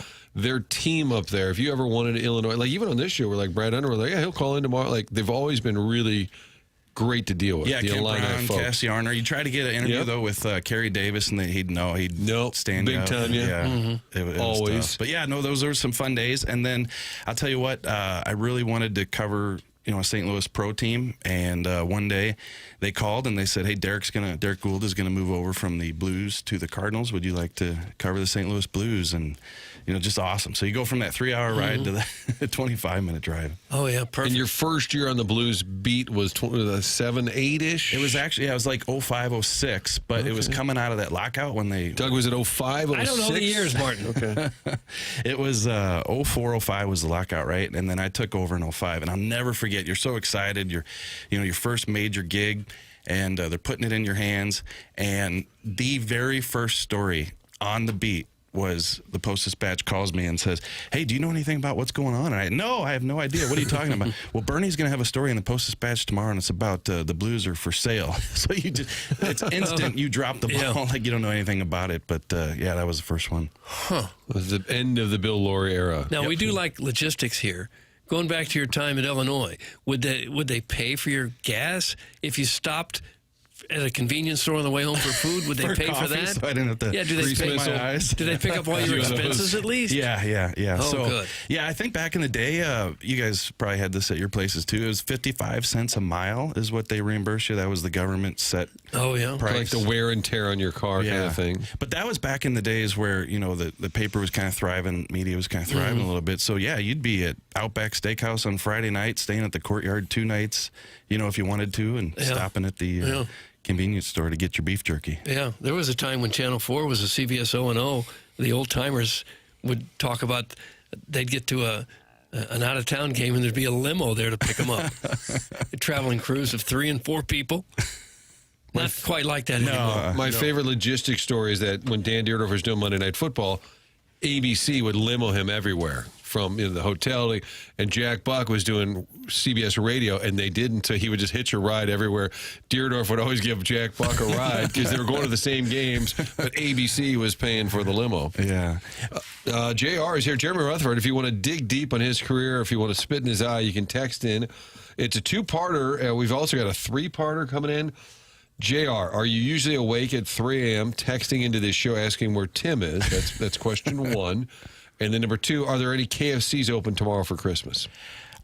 So with Tim, I listen to the show, whoever's on it. You guys do a great job. And talking about my career, I was 20, 22, 23 years old, and I used to follow these old timers around and see what questions they were asking. And, one Doug Vaughn, one Martin Kilcoyne, I just follow you around into the corners, and learn how to do the job. So I want to thank you guys, use this opportunity to thank you guys for being the olds back in the day. Yeah, you can learn questions like who's big for you. There used to be a little more tension between the Post-Dispatch or just written journalism and the TV guys especially. Oh, you call them printies? Ink-stained wretches. Tom Wheatley, Post-Dispatch, covered the Blues a lot, would just roll his eyes if maybe a newer TV person would say, hey, what's wrong with the power play? And you just see the disgust. And he'd be chewing gum like, get this boob out of here. The newspaper guys a lot of times go for the minutia. They need long stories, every detail, and we're just kind of looking for big picture. How do you feel? That's so funny you say that, because there's been so many times over the years where I have like a X's and O's question where I want to try to develop a story. Why is this happening? And you look over in 2, 4, and 5, the guys are rolling their eyes like, we just need the sound bite. We just need this guy to say something good for 5, 6, and 10. So, no, I listen to the show every day, listen to you guys. I get tired of a lot of my friends coming up to me and telling me how funny you are. That gets a little old, but and as far as, what was the other question? Are there any KFCs open tomorrow? Oh, KFC. That's a big one. I can send out a text in the break and find out if you can go to the Festus and DeSoto stops. They have them down there? Yeah. Do you stop often? I do not. That's a little bit south of me. But you never go farther south. Yeah, it's the old 55 rule. You would never go one. There's probably some chicken available at the gas station. There's a lot of places that sell chicken at the gas station. Express Mart on. Yeah, you probably best to go today and then heat it up tomorrow if you're looking to get some fried chicken on your. Well, they're probably on their 3rd day of heating it up, so it'll be day 4 tomorrow. But. Yeah, that'll be good. Delicious. Favorite Illini you ever covered, and do you root for the Illini in the bragging rights game? That's from the St. Charles Illini. I would say that D. Brown was probably the guy that was up there. Yeah, that was a fun team. Yeah, you had Roger Powell, who was like a pastor or something. Yeah. And then D. Brown, who had a little more edge to him. James Augustine, Nick Smith. And then Darren Williams, I didn't know he was that good. Yeah. All of a sudden, he has this incredible NBA career. Yeah, so D. Brown was probably the favorite, and I've told this before, but one time I did not want to drive home. I did not want to spit in my eyes, so I decided to spend the night. And when you spend the night, what are you going to do? You're going to go to the college bar and have a brewski, and I wasn't that much older than these people, these guys. And so, Jax, I go in the bar, sit down, have a beer. Well, when the team comes in, it's going to be a big deal, right? So here comes D. Brown, Darren Williams walking in, and, I didn't know them other than sticking a microphone in their face every day, but, D. Brown walks past me and make eye contact. He goes, man, what you doing here? You too old for this place. Ouch. Was this at the Red Lion? No, I can't remember the name. That doesn't tumble in. This is when we're going to activate Pondoff with all this champagne. I thought Red Lion, is that not a bar there? And I feel like that's a place. Yeah, but then as far as Illinois Mizzou, I actually went to the game the other night and was pulling for the Tigers, and that worked out for about 6 minutes. Yeah, not very tied at 14 at one point. Well, what is too old to be at a college bar? At what age are you too old? Actually, that's a good Jack's question. And you probably felt old at the time. You were probably 25, 26. Right. And you feel like, what am I doing here? I think if you're with your child as a student there is no age where you're too old. Yeah. Like if it's like a parents' weekend or something. But different. If you and like a couple buddies go to a college bar and you're in your 40s. Oh, wow. No. That's What if you're in your 30s in Columbia and you early didn't go 30s. to Mizzou, but you live in Columbia? Early 30s. Then. So you can go out with your buddies and have beers. But you probably shouldn't go to the college bars. You can go to bars in college towns, but like the college-specific bars. Like I'm thinking of Missouri, like Harpo's or Fieldhouse. You're 32 and you're asking, hey, is it a special night on And pictures? also the time of day. Like if you're there at midnight, Probably, Go home. probably not great. But if you're there mid to at, late like getting 20s, lunch, mid to late 20s, you could still pass for one of the college kids. 100%. Only you don't want to be there because you feel like you're a loser because you're still clinging to the college days. Right. And then you get to your 30s and you think, boy, those sure were fun college days. Let's go see if anybody notices that we're 15 years older than yeah. everybody. And the answer is yes. Yeah, they do notice. Martin, I feel like I'm watching a conversation between a father and a son here. Yes. It's playing out. Hey, Pop. Pop, you want to go to the game? Want to go to the bar? Will JR be writing a piece for The Athletic about how Tim is spending his Christmas? So there you go. That's from Eric in the Central West 10. Tim, you can't get a hold of him, right? He's going to go into his shell for 10 days here, right? To his shell. We'll give you his home address. You can knock on his door. I think usually he's very going receptive. to Joey's party tonight. Oh, here we go. There it is. Sorry. I knew it was happening. I just knew it. Sorry. Not get into it. Sorry. All right, JR's taking your 2-parters, 3-parters, 4-parters. Text him in. A lot of Blues question. Understandably, apparently he does some coverage of the Blues. Those questions are coming in. JR's career. Somebody wants you to replace the mail route that your dad used to do. They said it hasn't been the same since your dad retired. So they've got more work for you. If you could, maybe later today, deliver some mail. Jeremy Rutherford in-house with us, TMA, on this Christmas Eve. Doug, Jackson, Martin, Chairman Kurt with you on 101 ESPN.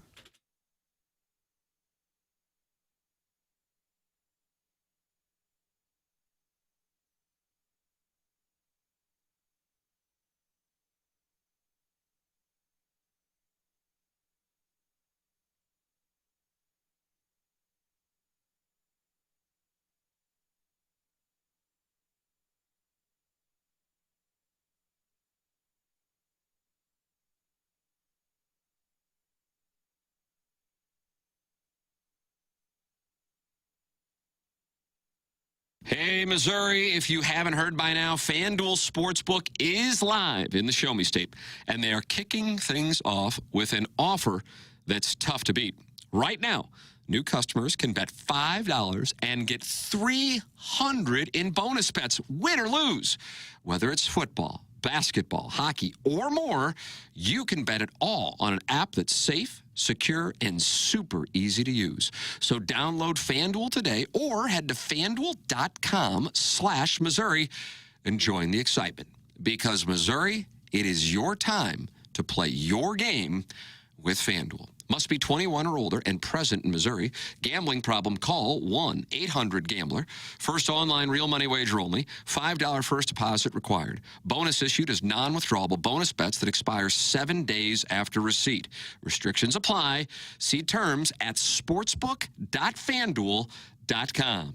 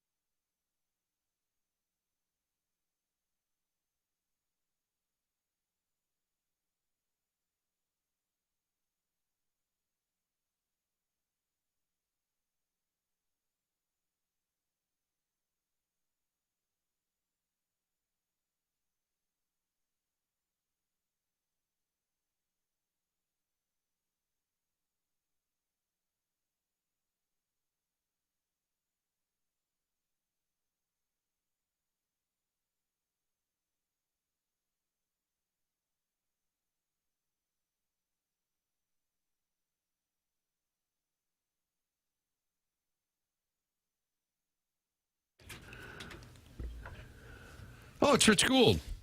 Doesn't it sound like it does? Who's Burl? It sounds like Rich Gould. Separated at birth. Who's his guy that he loves? Rich Gould loves? Nick Sirianni, the Eagles coach? No, he loves him. I know that. But the person you want me to play one of his songs? I thought he was a big Tom Watson fan. I don't recall him singing a whole lot of Christmas carols. No, but he had someone. You wanted me to play a song. This is like Martin's rear windshield conversation. No, you said play this song because it's like Rich's karaoke song. Oh, Mac the Knife. Yes. Okay, Mac the Knife. I think this is why I was brought in. To keep us on track. Jeremy, what's the first thing you will Google when you get the internet in Imperial? That's from Sharon's Ladue Pool Boy. Oh, that's awesome. Probably like, I don't know, closest fast food or something. Yeah. Oh, is that right? Hey, speaking of which, saving the show, I wore my Santa outfit here because you guys said you were going to wear ugly sweaters. What the hell happened? These are good I looking couldn't find one. I went all over the house looking. I couldn't find a single sweater. Not one. I had my Cardinal Christmas cap. Yeah, your dock working cap. Dock working, but it has the little fuzzy ball on top. It does, yeah. So it looks a little more holiday-esque. It's festive. Yeah, I found one Christmas hat and couldn't fit it over my bucket head. Yeah, we all need the Santa hats. That's what we need. Love when the guests tell the old stories. We love the real-life experience. Need more of this on the radio. That's from the 314, and that's a callback. JR talking about his early days at the Post-Dispatch when he would spit in his own eye. I don't think it was that interesting. Did you ever miss a deadline? Have a big story? Did I miss it in my eye? No. You missed a deadline where a big story coming up and they said, it's got to be in by 11. It's got to be in there. You didn't get it there? I think I've missed a few of those, yeah. I remember you'd call the editor, too, like if it's due at 10:30, and you'd call him at 10:32. It's coming.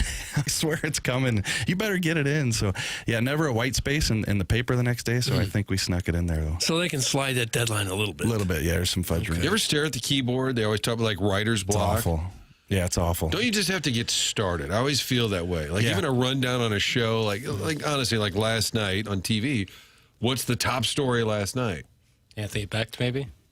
And honestly, I liked Anthony Beck. I like the Battlehawks, but I was like, you probably can't make Slow that the news top day. story. So we just kind of circled back on bragging rights, and I said it was a game in December with March implications. Wow. See? Wow. No wonder the ratings are up. Man, we kind of went just... How many days until spring? How many days till pitchers and catchers? I would have report? saved that for sweeps. No, you know, with writing sometime, Marty... I thought papers would like that a little more than... I thought that was pretty heavy. It's good. If you can get that lead, that's what they call the first paragraph, the lead down. And it's an L-E-D-E? L-E-D-E, got to get that down. Then the second paragraph, start to flow pretty good. A lot of times you write that first paragraph, and it might be as generic as possible, but just to get you going, and then you go back to that first paragraph and rewrite it. I don't know if that's the way in news or... I had an old war horse tell me when I was a cub reporter that if you drew a blank on a story, find your best soundbite or quote, lead with that, and then write off of that. Oh, there you go. Sometimes that would save me. Did you guys find, and we don't want to pat the news people on the back, but I was used to 3 periods, or you go to baseball 9 innings, or 2 halves in football. When you jumped into a news story and you had no idea what was going on, I'll give you an example. I'm covering a golf tournament, Spencer Teal and Jacks. Where's that? Alden. Alden, yeah. A plane goes down. And while you're there, while I'm there, I call the Post-Dispatch. They said you got to get there, dump the golf tournament. So I raced to the crash site, and you're just searching for details. So it's 45 minutes until the Post-Dispatch news person can get there, and you're just standing there listening to the police. Did you guys ever cover? It happened to me a time or two. Yeah. I went to a East St. Louis football game once. They had some touring Russian football team was going to play a football game against, I guess, East St. Louis High School. And as soon as we got there, 15 police cars there, and they said, no, there was a murder in the gym. And I called in Channel 4 and told them what happened. They said, oh, good, stay there and cover it. No, wait, we know who you are. No, we'll send somebody else. Marty, what's a Doug stand-up talking about a murder story look like? Well, I suppose this game's not going to happen now. We've got some dead folks. Back to you, Steve. Just kind of folksy, even though we got an actual death. Yeah, they didn't want me touching that. Good choice. My first job in Flagstaff, Arizona, I had to help in any way I could, so they would have me occasionally shoot with one of the news people. And we went to a prison somewhere around Winslow, Arizona, which is, of course, the song, Standing on a Corner. and I was like helping out. I was like 23, 24. I didn't really know what I was doing. But the cameras back then had a cable connecting to the big, so it was called the umbilical cord. And I'm walking through the yard. So the warden is leading my reporter. We're going through the yard. And I'm walking with him, and I turn around and I realize the cord had fallen, but now it's about 50 yards back. So I'm like thinking I'm in some kind of Clint Eastwood movie. I'm like afraid I'm going to get knifed or shanked in the... I'd never been so scared of my... 300 fans showed up here at the Spreckles Theater tonight. They had plenty to say. Now, the Spreckles, you may know, is named after a sugar magnate. But there was nothing sweet about how this forum started. Oh, that's how you do it. It's classical journalism training right there. That was the lead. And then we did like a 3-part piece on the Navajo Hopi Reservation, how these people literally live on just the red rock. I mean, it's beautiful, but you can't do anything with it. And every kid up there was outside shooting baskets. It's unbelievable. And my buddy Mike Vintage, who gets referenced on this show a lot, he came to Arizona for work. He comes up to Flagstaff. He said, "What are we doing?" I said, "We're going up to Page, Arizona for a basketball tournament." He said, "Where the hell is that?" You're driving. There looks like there's nothing there. All of a sudden, there's an arena type thing. There's just no people. You don't see anybody anywhere. You walk in the gym, there's 3,000 people for this basketball game, and every kid can shoot the lights out. It was a great experience. Right. So we'll take your what? Arizona basketball calls. We'll take your Arizona basketball calls. Thanks, Doug. Let's get to some of these, JR. We got some actual Blues questions in here, some now Mizzou questions in there. Somebody asked about Fabry and Jonathan Berger, like what happens to them when some of the guys start coming back, when they get healthy. Yeah, but we're a ways away, aren't we, from anybody coming back? Well, yeah, I thought, some players could come back at some point after this break. And yesterday, Jim Montgomery was on with the Fast Lane, and he said they could get a player or two back on the 27th and then maybe more on the 29th. So they're going to have to make some decisions here at some point. But, yeah, I mean, assuming all these guys come back in the next month and the rest of the roster is still healthy, I mean, you're going to have a lot of depth, but not everybody can stay. So you got 14 forwards, and, you're talking about Nathan Walker coming back. Is Matthew Joseph going to be out of the lineup? You got Oscar Sundqvist, could be a question mark. I think that the way that Bergeron's played, he could stay in the lineup. And then you look at Fabry. He's had some hiccups, but that was kind of to be expected. Who knows what decision they'll make in terms of whether he's going to be a regular when those guys come back. Right now, they seem to be in a cycle where they play really well one night and beat Florida, and you think, well, maybe it's starting to click. And then they completely lay an egg the next night, and you go, well, no, they're not very good after all. So Yeah, and I guess maybe that's just who they are. I think that's who they are. I think it is. Yeah, I think you kind of answer that question in terms of there are a couple big wins along the way, and you think, okay, if you can do this the next night, maybe there's some traction here, and it just never winds up with 2 or 3 in a row. And while they're only 3 points out of the playoffs, they've played more games than almost everybody else around them. 3 more games in some of the teams. Yeah, some of the teams have games in hand. And then also, I realize it's too simple to do this because, yes, they are a couple points out, and we saw what happened last year. But you look at that goal differential. Now, granted, they've played some better hockey lately. They changed the defensive system, so they could make up some ground, but you look at that goal differential, and it's pretty astounding. Yeah, Vaughn index right now is at a 36. You can use that in the athletic. Can I use it? Yeah, that'd be the lead. Thanks. Yeah. They did seem to be a little nonchalant. We talked about it, but the Monday game in Tampa, and granted, the Lightning are good. You did beat the Panthers, but from Shen to Falk to Monty, it was all like, well, we won the Panther game, and I was like, God, does anybody even care they lost? And I get it, big picture, that probably is a win. You got 2 out of the 4 points, but it was almost as if that game didn't matter. It was just kind of a weird stand. Maybe the standings are so forgiving that you can almost have that mindset. Yeah, and I think, we all know that they care. When I say resigned to the fact, certainly they're not resigned to the fact that they're going to miss the playoffs. They're a few points out, but I just feel like, they understand that they just can't come out and kick themselves in the ground every single game. Right. And I think, Martin, since you bring that up, Jim Montgomery, he can't beat him up every night. Like, he can be constructive with his criticism, but he's looking at the big picture, the big, haul here. And, what good is it going to do him if he's just chewing into guys every single night? Right. I would have said, maybe more so even the players. Right. Because I get it with Montgomery. It's a great, if you just beat him into the ground. And that was always the thing with the Blues. Oh, Hitch, he's just such a hard driver. He's wearing us out. oh, yo, he's too easy or whatever. Like it's Right. They were like, is that Little Red Riding Hood or like the bed's too soft, the bed's too hard? Like I always felt like the players on the Blues would just chew up and spit out a coach based on, oh, he's too mean, oh, he's too easy. Like Yeah, and so Monty might be a good blend on and those with that characteristic. Yeah, if you go back and look at the list of the Blues coaches in order, it typically goes hard coach, player coach, hard coach, player coach, because the management's trying to change things up from what they were previously. Of all the stats that don't make sense, and there's been some, Parayko hasn't scored yet. Buchnevich held to 5, and there's Justin Falk on pace to score about 25 goals this year. Tied for the team lead with Jake Neighbors with goals. He's had a great year. Yeah, the Parayko one, kind of a head scratcher there. But I would say the one that probably sticks out the most is Buchnevich. Like the start of a 6-year contract, he's a guy who begins the season on wing after last year that experiment with center, and he just hasn't been able to get going. And you saw it the other night in Tampa. He's got chances and has not been able to convert. Yeah. It does make you realize how young these guys are when they get started. Because like Robbie Fabry, he's been around forever. He's 29. Yeah. It doesn't feel like he should be about 40 by now. Like, yeah, that's what I think. I know I've been around and I get old and these guys come back like a Fabry, and all of a sudden he's talking about having 2 kids, and I remember the night he was drafted, so it is crazy how time flies with these guys.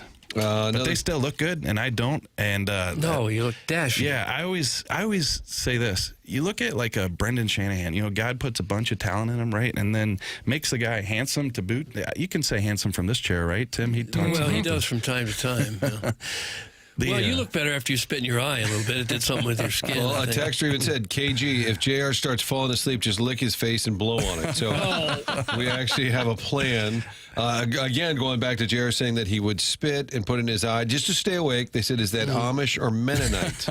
Where did you learn It was part of my grand plan for KG to spit in my eye. Oh, there must be something out in the water, Teehee and Jeffco. Out in Jeffco. That's a common thing down there. Well, as you know, I like water sports. Nice.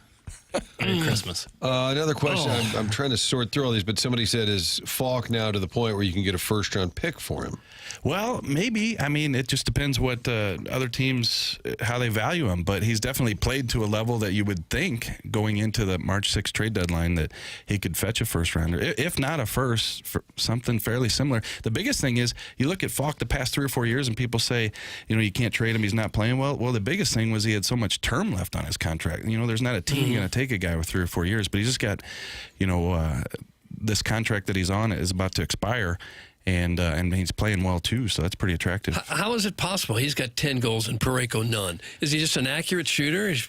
Yeah, well, you look at Falk last year, 3, and Parayko had 15. It's just the way it works. But, Parayko, there's been so much focus on playing better defense. I think that's where his mind's been at the past few months, and less on getting up the ice and shooting. I don't want to give up on this year, but what does next season's team look like? I realize you could have a lot of trades here that could change that, but they're sort of locked in, the ones who have the no trade clauses. Snuggerud will be a little older. Dvorsky will be a little older, but depending on who gets traded, Parayko's older, Shen's older, like Bennington's older, and again, some could be surprised.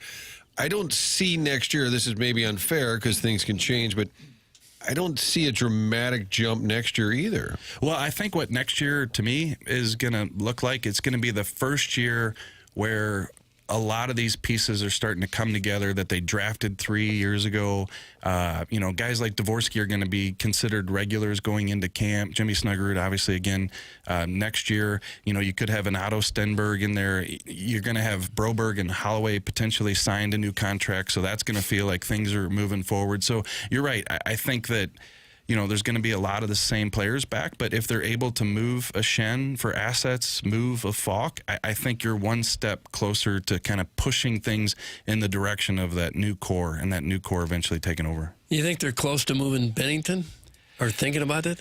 I think you have to think about it, and I was a little bit, not taken aback, but when I asked Doug Armstrong that question the other day, he said, look, I'm going to treat him like I treat everybody in this situation. If we aren't playing well and we go to him and we have something, or he wants to come to us and says, that he wants to move, this year he's got, I think it's a 14-team no trade clause. The biggest thing with Bennington is, people think that, oh, you're probably going to get something back, and that might not be the case. Even if he were playing well, goalies just don't bring back, what you think they would. Sometimes a first rounder if a guy's playing really well, but I don't think that's going to be the case. My theory is he's going to go to the Olympics for Canada and play great, and Blues fans are going to be torqued off. Oh, now he cares? Oh, now he's playing great? When they give him a list of teams where they won't be traded to, what's the common theme there? Is it just teams that aren't very good, or they want to avoid Canadian taxes, or what? It could be a number of things. It'd be a great story, really, but you'd have to get some of these guys to talk about their list, and that'd probably be something that's anonymous. But, yeah, I'm sure there's a lot of Buffalo, a lot of Winnipeg on there, probably some Edmonton. And you guys are familiar with the story. The Blues have a Stanley Cup potentially because of one of those situations. Patrick Berglund did not get his list into the Blues, and when you don't turn that list in, the Blues don't have to obey it. And that's how he ended up in Buffalo. And that's how he ended up in Buffalo. Buffalo. And he was devastated by that. And that was the Ryan O'Reilly trade, so the Blues are not able. Maybe they still pull off that trade without Berglund involved, but the fact that they were able to move Berglund to Buffalo in that deal is what helped them bring Ryan O'Reilly in. He quit the game shortly after, didn't he? Yeah, he walked away. Yeah, and I think who walks away? How many of them walked away from $11 million? Oh, Lord. Yeah, and I think he was Cam and Strick had him on the pod, and it was pretty insightful. And he said that you know what, at that point in his life, he just needed to get away from the game, and the $11 million. He wouldn't miss it as much as you would think because where he was mentally and how he needed to get back on track. That was that era. It was Backus, Berglund, Oshie, and they were kind of even promoting them as kind of like the glamour boys. It was kind of this big hype machine. Yeah, but they had him play. Remember, he was playing the piano and "Don't Stop Believin'," Berglund. And it just and eventually they trade Oshie. It just there was a lot of stock put into that group, and it just didn't work. Yeah. What did Bernie Miklasz wrote it a few times? Called it the country club. That you had Oshie and those guys, and they were so popular. But I get it, pal. Must be nice just hanging out. Oh, okay. Can we win a hockey game? Tage Thompson was in that trade, right? Yep. And he's turned out to be a star. See, I don't have the internet in Jeffco. You got it? You could pull that up that quick? Yeah. Thompson, he had 44 goals last year, 47 2 years ago. Yep. You can't fleece everybody. No. Sometimes you give up something. Well, they got O'Reilly in that deal, right? So they got a Stanley Cup out of it, but they might have gotten it with Thompson instead of O'Reilly anyway. Yeah, and he was younger. He was going to take some time to develop, and nobody thought that he would develop the way he has. So, and I think we've obviously talked to Doug about that, and he said, hey, listen, people want something, you got to give it up. And I think Buffalo was asking about Robert Thomas and Jordan Kyrou. The Blues said no, so it wound up being Tage Thompson. Yeah. Fans need to realize Bennington and Hofer both need to get going if this team wants to be good again. That's from the other goalie on the team, Daddy Padre. Dada has texted He's not on one of the other goalies. But I think that is true. He's merely a fan and a vending machine salesman. Well, that happens all the time. How many Stanley Cup goalies have been vending machine salesmen earlier in the season? I don't think Patrick Waugh ever sold any vending machines. Yeah, and they do need to play well. I think Hofer has played better. Bennington's had a game or two here lately where he's played well, but overall the goaltending position hasn't been good. JR, will Walt get into the Hall? That would be the Hockey Hall of Fame.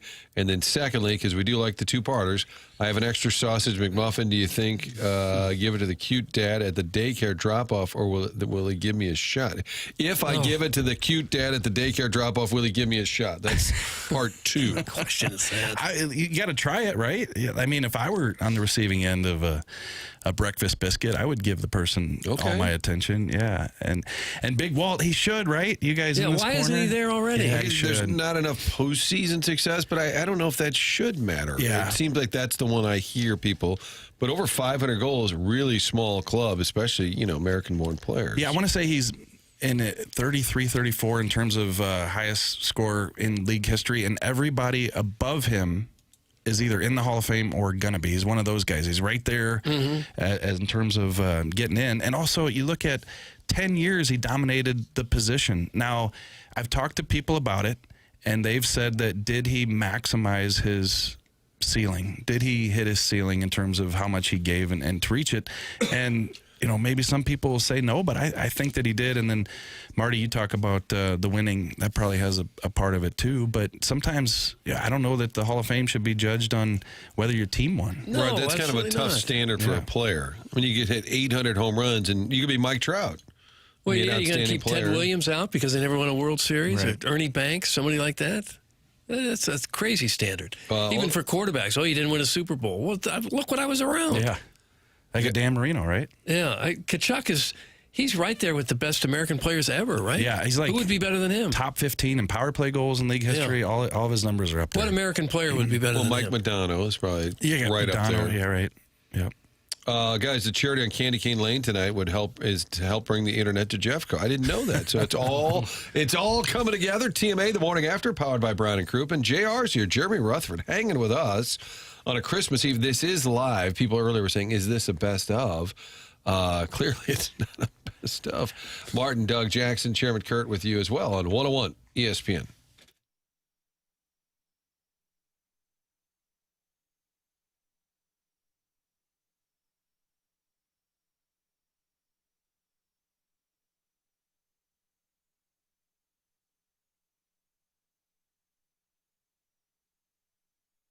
Michael's Flooring has been family and locally owned for over 30 years. Michael takes great pride in helping and making sure his employees are happy and make it a great living, and he wants his customers to have a wonderful experience and get the best price possible. You can go online right now at igotfloor.com and get 3 samples free from Proximity Mills. Michael's Passions Flooring. When you order from him, he wants you to have the best experience for the best price.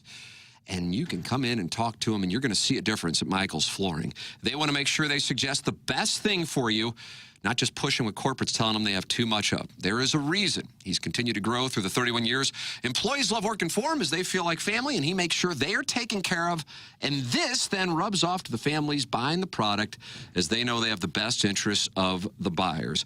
Come see why people are loving getting floored by Michael, and make sure you visit igotfloor.com. They're located in Creve Coeur, in Darden Prairie, and in St. Peters. It's Michael's Flooring online at igotfloor.com.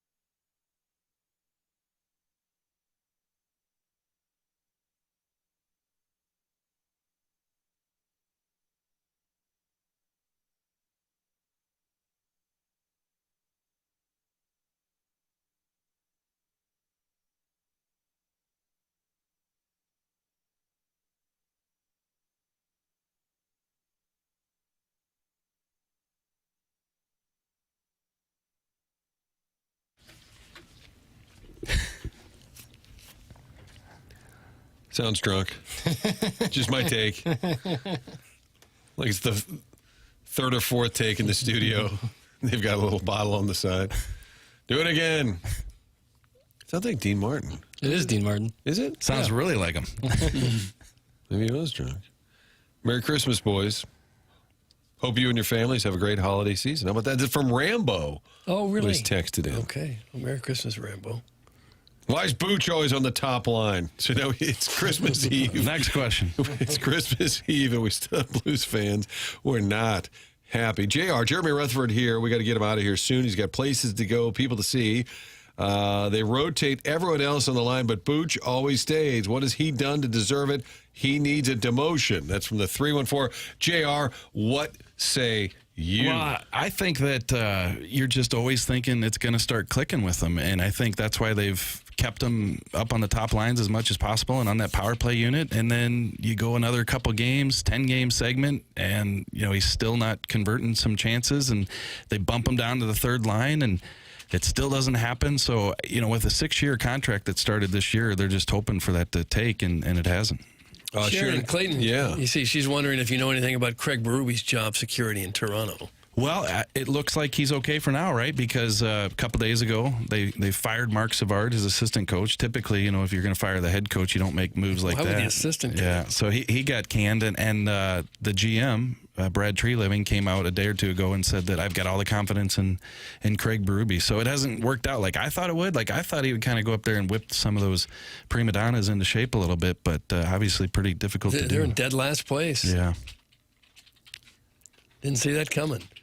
And blame the assistant. They must like it. There's or he's got something still a about lot of it money from- on his contract, maybe. I don't know if it's the immense pressure, but they've had so many good players, and they've had some really good teams. It doesn't happen up there. Yeah, it's just a thing, and I'm not up there, but when you got players walking around in fur coats and bumming with Justin Bieber, like how is Craig Berube going to get these guys to skate in the corner? Like it's a dynamic that's tough to understand. Who's in the fur coat? Yeah, Austin Matthews and some of those guys up there, Matt Nylander. They got fur coats, have they? What's your favorite venue to go to? Because like Air Canada is kind of generic. It's not like the old Garden, Right? But it's Toronto. It's hockey. Did you ever go to the old Forum in Montreal? I did not know, just the new one, the new building, which is good. Good crowd. Fun city to be in too. Oh, it's great. It's the best. Yeah, Calgary is, in terms of the old nostalgia. Now I've talked to people who have lived in Calgary, and they're like, "You like our place?" I'm like, "Yeah." So it just The old kind of Saddle Dome is getting replaced. Yeah, it's getting I think. replaced, right? But you know what, Doug, being an old, you get older, and all I want is convenience. So give me Nashville because you can literally take a tennis ball, throw it, and it'll bounce off your hotel, the rink, and the bars. Oh, yeah. Give me Yeah, that's a good convenience. setup they got there. The old tennis ball standard. Think about that. So Nashville's on your list.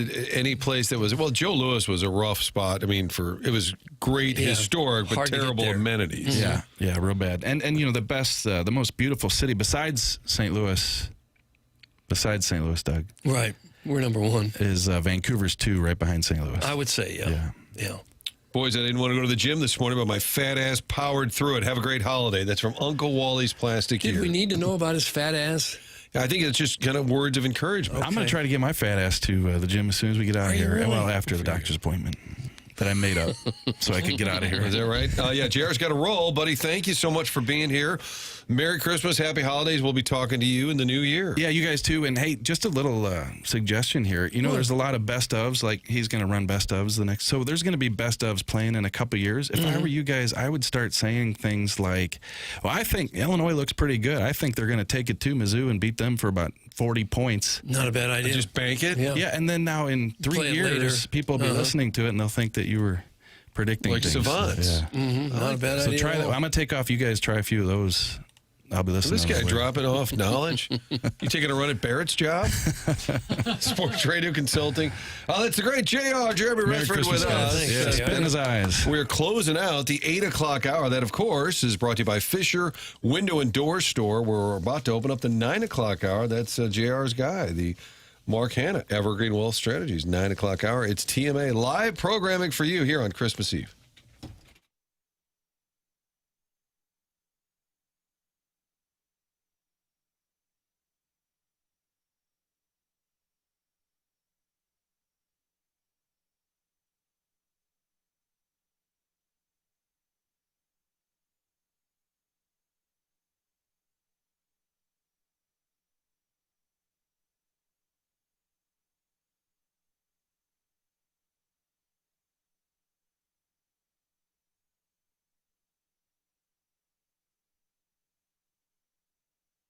In the market for a new car, go to autoloanpro.com. And it doesn't matter what the situation, what the circumstances, you're going to get that new vehicle, and you're going to do so with little to no money down.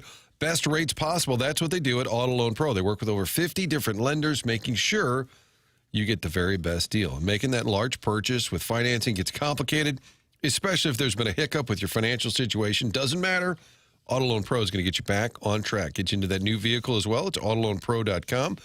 In addition to all that, they've got the free playbook online, educating you how to help get that car of your choice.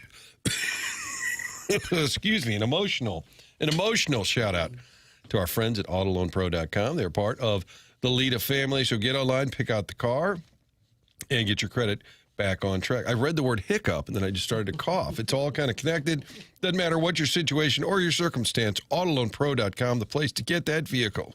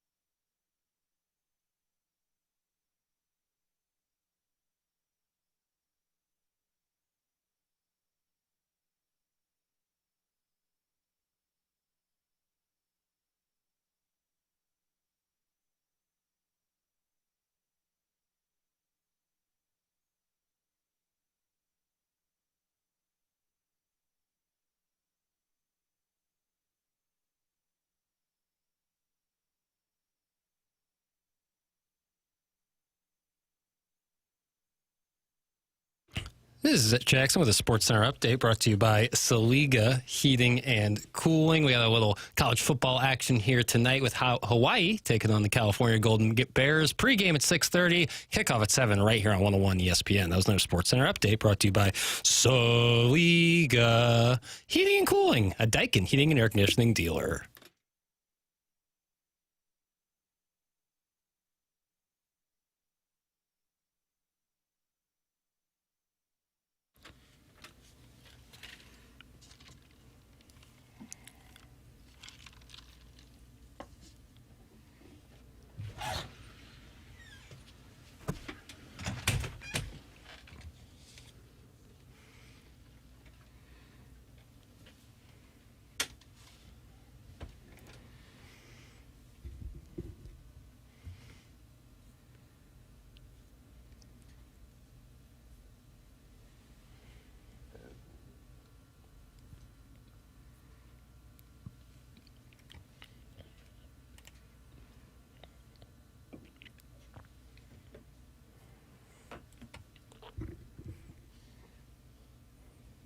What are the rules? Can we play the whole song? I think there's like ASCAP rulings. You can only play so much of a song. That's John Prine, Christmas in Prison. One of my favorites. What a beautiful sound. I love John Prine. Oh, the best. Big old goofy world. The best.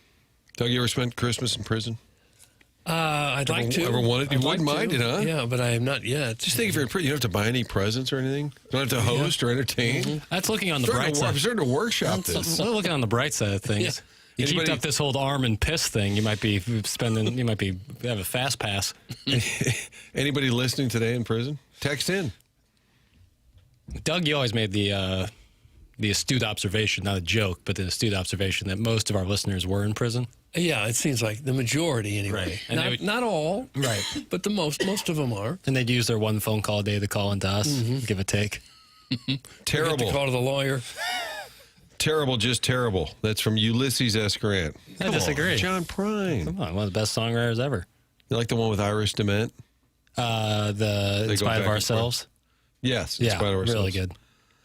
Shout out to Martin for powering through. Yeah, we had a little issue there. I was talking about our friends at AutoLoan Pro, AutoLoanPro.com, and Jackson feared I was shot as I was doing the car of your choice. Excuse me, an emotional shout out. I was sick a couple weeks ago, totally fine, got better, and then my wife got sick, and I got a hint of it, but I feel fine, but my throat is so dry. Maybe I should have JR just spit in my eye and see if that works. Apparently that was his trick. I still don't really understand how that kept him awake. No, I don't either. I guess his eye would freeze open. There's a thing, a You trend. can't see. There was a trend with younger folks, and this is something you should not do because it can cause serious irritation to your eye. I have made the claim that you should not do this. But there was like a trend where people were putting chapstick on their eyelids because it would keep them awake. But it's a really bad idea. Work? It's a really bad idea. Would it burn your eye? That's essentially what it's doing, and that's what's keeping you up, but that would also cause you the issues. So don't do that. But that was a thing that kids were doing, which was better. Well, kids are stupid. Yeah, do you remember when kids were eating Tide Pods? You remember when that was a trend? Oh, yeah. That one of the dumbest things I've ever heard in my life. Yeah, of all the things to consume. Yeah, eating a Tide Pod. Well, it's hard to fix stupid. Yeah. If you're stupid, it's hard to ever fix it. Stupid is as stupid does. Yeah. Which doesn't really make sense. So the fourth female listener, I guess we're keeping track now. Yeah. So this is from the 4 of 7 female listener. Shout out to Martin for powering through. Thank you to you fellas for being live today. Great show. Ignore the ungrateful walruses texting in otherwise. Have a Merry Christmas and a restful break. That's from the 4th female listener. Thank you for that. It doesn't feel like a big deal working Christmas Eve when we're on in the morning. You know, because you get the whole day ahead of you. You get the whole day, you know, like we're done by 11. If this were 7 to 11 at night, we'd be bitter. A little bit different story when people are gathering around the hearth. But from 7 to 11 a.m., you know. Do you even have a hearth? So my dad just recently explained to me what a hearth is. It's like a raised bench. It's like next the thing to a fireplace. No, I think it's the thing that you hold the firewood in is the hearth. I'm almost positive. Like a little wooden box? Like if inside your fireplace you would have like the grate. Oh, the like grate. The metal grate that holds. That's the hearth? I believe that is the hearth. Now we're going to have to look it up. Oh, gosh. I think there's a hearth stone. I don't know. Jesus, Martin sounds like a real-life grease missile. Eric in the Central West End. He said he also called in earlier after he worked out at the gym, but we didn't take his call. Fireplace hearth is a non-combustible floor area in and around the front of the firebox. Non-combustible floor area. Well, maybe you wouldn't need a fireplace if your furnace worked better. There you go. And it would work better if you had Design Air come out and work on it.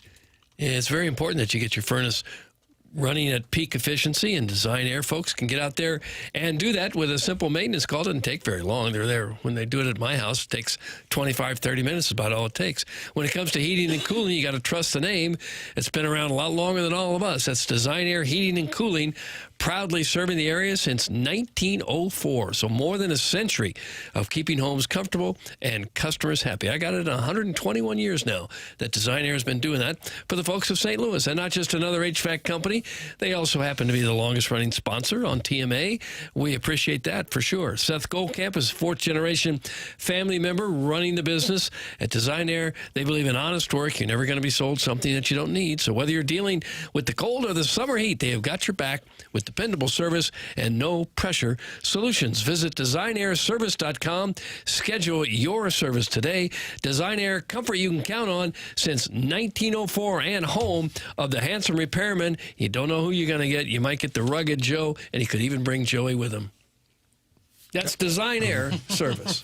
Dramatic pause. Guys, it's like the big brick area in front of your fireplace, you idiot. Oh. That's from the King of Creve Coeur, C-O-R-E. Why would he call us the idiots for that? I don't know, but we deserved it. Because that feels like you're gathering around the floor. I don't know. That's the explanation. Okay. Morning, fellas. I'm out shopping for Tim's Christmas present. Just wanted to wish you guys a Merry Christmas. So the Jerkwood from Kirkwood is shopping for Tim. What do you get, Tim? What would be the perfect present for Tim, the man who has everything? Probably some golf balls.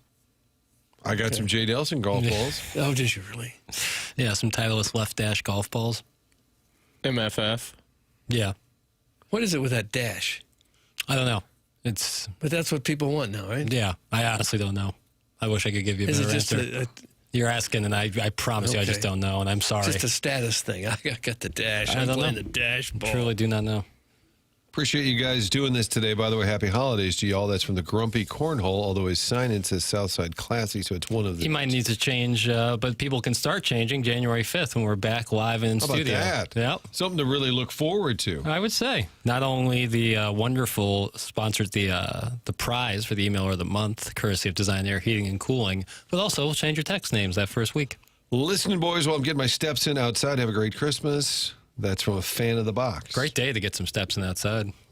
You know what Mizzou's going to need for Christmas? What? A new tight ends coach, because Kirby Moore has poached his first member of the Missouri staff. That would be Darum Cato, the tight ends coach. He'll be heading to be a part of the Cougar staff up there with Kirby. Was he going to be a coordinator or something? Why would you leave Mizzou for Washington State? You'll have to ask Matt Zenitz. Okay. Let's get him on the line. All right. Hold him accountable. Can we do a Dan Beal all around the dais? That's from the bastard James Hahn. Now that's low-end entertainment. Dan Beal? Dan Beal. This is what someone wants. Yeah, that was a request. It's Christmas, Doug, and that was a request. Gosh. Blues hockey returns Saturday right here on 101 ESPN. Papers, you knew that. Yeah, they play Next two games are at home. They have the Predators. Might see that Ryan O'Reilly at McGurk's on Friday. I'm just throwing it out there because the Preds are in town, and he's been known to frequent there. You know, when the Blues played the Blackhawks, and Connor Bedard got hurt there right at the end of the night. They've now lost 6 in a row, the Blackhawks. The curse of the Blues? Yeah, they're now in last place in the Central. Ooh, well, we haven't done a money puck update in a while. Let's fire that up. All right. Playoff odds for your St. Louis Blues, Doug. What is it? Okay, this is just percentage to get into. Percentage to get in the playoffs. Really? Can it? They're one spot below Nashville, who they'll play on Saturday. 12.2% to get into the playoffs. That seems about right to me. That is the 6th worst odds to make the playoffs. To win the Stanley Cup, Doug, the whole kit and caboodle, that'd be 0.3%. To win the cup. 0.3%. They're given a 0% chance to win. 0.3. Well, but if you round it off, it rounds off to 0% chance. Well, if you want to look, if you want to be a half glass empty guy. But in fairness, the best odds are obviously the Colorado Avalanche, who are 100% to make the playoffs and to win the Cup, 10.7%. The Avalanche have played 36 games, and their regulation losses are 2. Oh, jeez. They've lost 2 in regulation. So there's only been 2 games where they didn't get a point in the game. Yeah. Wow. Look at you, knowing how the system works. Look at me go. Look at me go.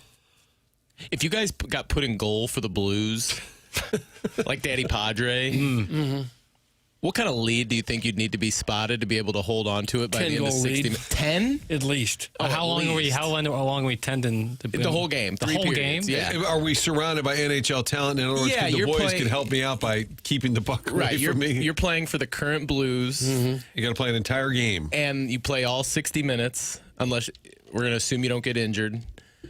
But you start the game with a lead. What kind of lead do you need to hold on? They usually average 25 shots on goal a game or so, something in that area.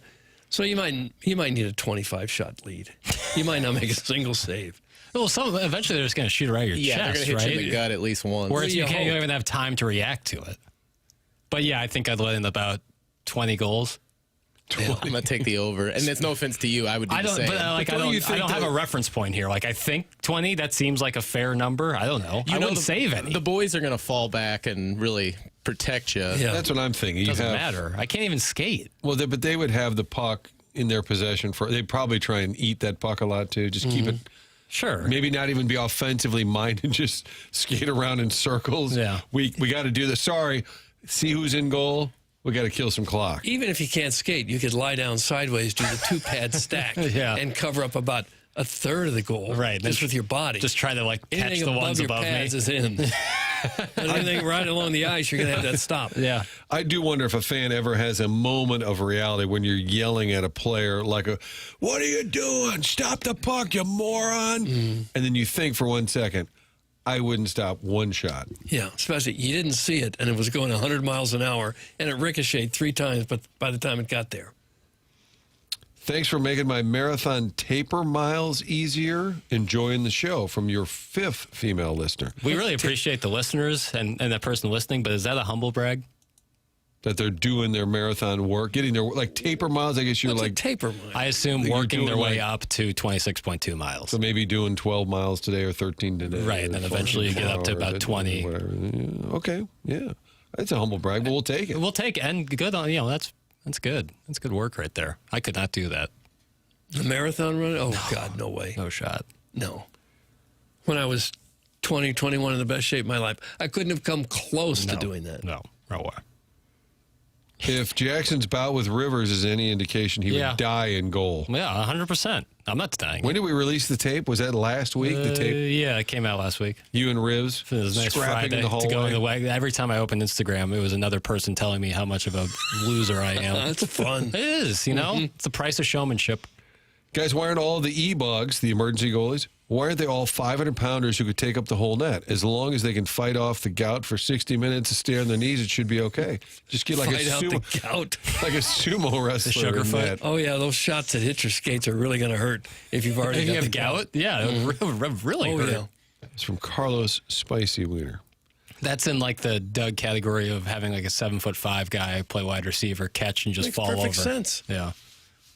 I saw someone suggest you have a toddler, an 8-year-old. You put him in the football uniform, have him hold the ball, and then just take him and throw him over the line. I don't remember who said that, but someone said that recently, and it made me giggle. Some coach Yeah. was thinking about doing that. You know the name Eddie Goodell, Jackson? Would that be legal? Probably not. Why not? I mean, You can push. Why can't you throw? Ethically, I think whose parents are signing off to be their kid be just a human. Well, it probably wouldn't be it'd have to be a really small adult. Yeah, probably. What was that, Chairman? Who's Eddie? You know Eddie Goodell? Do you know that name? Oh, come on. Have you ever been to a St. Louis trivia night? No. Well, he was a little is there person. anything else, or was that the? I was going to let one of the olds explain it to you. All right, fair. He was the little person that Bill Veck put in the pinch hit. For the Browns. Yes, my dad had a picture of him in his office. Right, and he was wearing Bill DeWitt. Right. Okay. Junior's Got uniform. it. Yes, I do. My dad had a big picture of that in his office. But then they made that illegal to do, which seems discriminatory to me. Now they wouldn't have thought about that when it happened. Probably. But nowadays, I doubt that you could discriminate like that. Yeah, for sure. Well, we've got a midget on the field. Don't bother that. No, Mike, it's a little person. I just was imagining Mike seeing it happen. He wasn't calling games back then. No, we were just kind of workshopped it in my No, head. but I wish he was. Guys, I played hockey at Mizzou as a forward. Our goalie missed a game, so I borrowed my brother's goalie equipment. The team in front of me was extremely defensive-minded because of who was in net. We did win the game, but I think it was something like 10-8. Yeah. It happens. Sorry for calling you guys idiots. It was undeserved. But taper miles are when you're slowing down. Oh, okay. Idiots. Which I knew that, but I guess we didn't workshop it properly. We're not runners. Why would you slow down? Well, you're getting closer to the marathon. So a lot of people didn't say we're idiots, but did point out tapering down, meaning the marathon's coming up. Tapering, guys, that's coasting, working back down the week or two before a race, not ramping up. Okay. Tapering is working down, less miles. You'll eventually go up. Guys, tapering is light work. Okay. Not trying to brag. I'm working until 4:30. The person not trying to brag was talking We got a lot of marathons. marathon runners listening. Yes. Even Sharon in Clayton says she ran a bunch of, or 3 half marathons. Finished top 5 in her age group in one of them. Nice. Everyone's a marathon runner now. Yeah, everyone's a critic. You ever see the Marathon Man, the movie boy?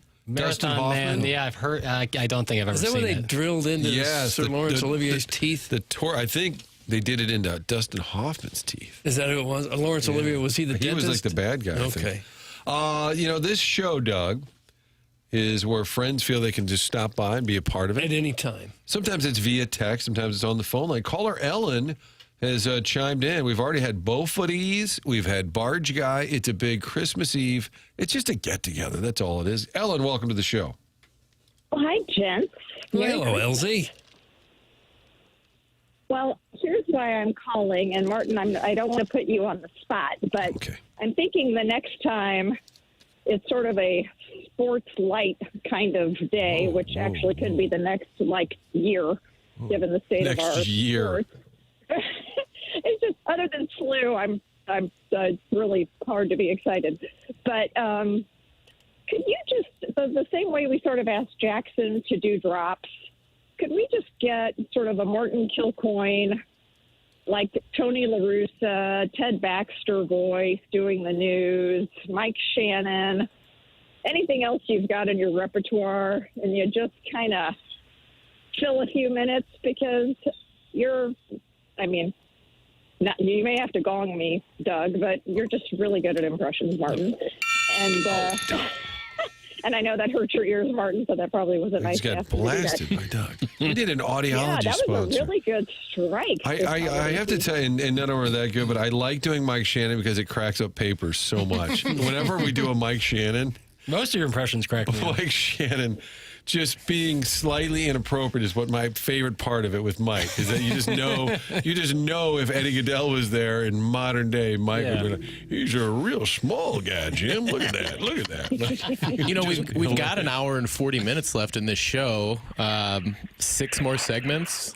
Maybe for old time's sake, maybe we do an Ask Tony or an Ask Irish segment. I don't know if you can just workshop it like that. Yeah. Yeah, that's what I said. I'm not trying to put you on the spot. I'm just saying there's probably going to be a lot of time to fill. And not that you guys aren't good at that. Obviously, I've been listening to this show since its inception, so you're doing something right. But I'm looking forward to our spring training show when Ollie sits down and just starts reading mean tweets like, hey, didn't you guys say we're going to suck ass? And like everything we've said. Hey, no, it's a new year. Keep it running go, log. boys, go. Well, thank you, my Ellen. goodness. Thank you for checking in. Well, that's all I got. Merry Christmas, you guys. Jackson, happy Is it still Hanukkah? I'm embarrassed. It's not. It's not. But appreciate it anyways, Ellen. Well, you're my guy. Jackson's my man. All right, guys. Merry Christmas. All right, Merry Christmas, LZ. How about that? The phone lines are open. You know, it's the holidays. This is our last show of the year. This puts a stamp on 2025 for this radio program. What a year it was. Yeah. Well, your favorite moments. Spring training comes to mind. Really had a good time. You were Johnny Appleseed. That was my first spring training. Ryan Bartow called you Johnny Appleseed. You and me booked Michael Hellman together. Yes, we did. Yep, got that one. People said we couldn't do it. They said, you'll go down there and you won't get Hellman. You're too doubt scared. you could do it a second time. Oh, that seems like a challenge. Especially since he's going. Yeah, he's like been on 2 or 3 teams since. If you want to phone in, you have an hour and 39 minutes to get in. If you want to email in, final email of the year, the Design Air email today, you just send off an email at themorningafter@InsideSTL.com. That's brought to you by our friends at Design Air. We have the Collier and Thompson phone lines at 314-974-0101. The Michelob Ultra YouTube chat. I have referenced it. The screen is not up and running too fully today. That's my excuse. Michelob Ultra, a great sponsor, bringing you the YouTube chat. So if you'd like to be part of the program, of course, feel free. I got Tim talking about Michelob Ultra right here. Have you? Yeah. Brown. Nope. That was Brown and Crouppen there. That was. Michelob Ultra is a longtime TMA sponsor, and we are grateful for their support. 2.5 grams of carbohydrates, 96 calories. It's Michelob Ultra. Over the holidays, hopefully you will have a chance to enjoy time with friends and with family. And why not enjoy it with a Michelob Ultra? Sponsor of the TMA STL YouTube chat. It's Michelob Ultra. 2.5 grams of carbohydrates, 96 calories. Michelob Ultra. It's only worth it if you enjoy it. Can you guys play the clip of Mike Shannon interviewing the mental health advocate during the game? I think that's a reference to when Glenn Close was in the story. Right. I had that audio for a while. Is that when he asked her about boiling bunnies? Well, it was just so awkward. It was, and I would say it's not even Mike's fault as much as it was just a bad idea. Right. Because she was in town giving a speech about mental health and mental health awareness. And it's in the middle of the game. I don't think you can find it. I had it at one point, but it's radio gold for all the wrong reasons, because the great Glenn Close is in the booth and saying, we've got a big event coming up, and we're trying to be as vocal as we can about mental health. It's a great topic, Glenn. There's a base hit to left field. And go ahead. You were saying something about schizophrenia. And it was just, it's so awkward. And then as it just kind of gets past being awkward about her event and the topic of mental health, then Mike says, well, Glenn, you're a little devious yourself. And she's Devious. And she says, well, those were characters that I played. and a little prior to that, when she was discussing how mental health is a serious issue, he goes, well, we're all a little nuts up here, aren't we, John? And she just goes, yeah, kind of different. If we could find it, I'd put it on a loop. That would be, put that on the skeleton if I could. It probably is KMOX property. I don't know if it would be an old audio fun file, but March 28th is when we played it. Oh, we played it? Yeah. On this show? Yeah, this one. Wow. Huh. March 28th of this year? 2025. Okay. Huh. All right. Okay. All right. Stop coughing over Tim. We have a cough button here. I don't understand. Well, we try. All we can do, Doug, all we can do is try. Well, all Mark Milton does is try to keep you out of jail with the IRS. If you have any kind of problems with your taxes, that's what Mark Milton is all about. You need somebody on your side if the IRS comes knocking. The godforsaken tax man can make your life miserable if maybe you didn't file returns one year. You could have tax liens, bank levies, wage garnishments, that type of thing, possibly even an IRS criminal investigation.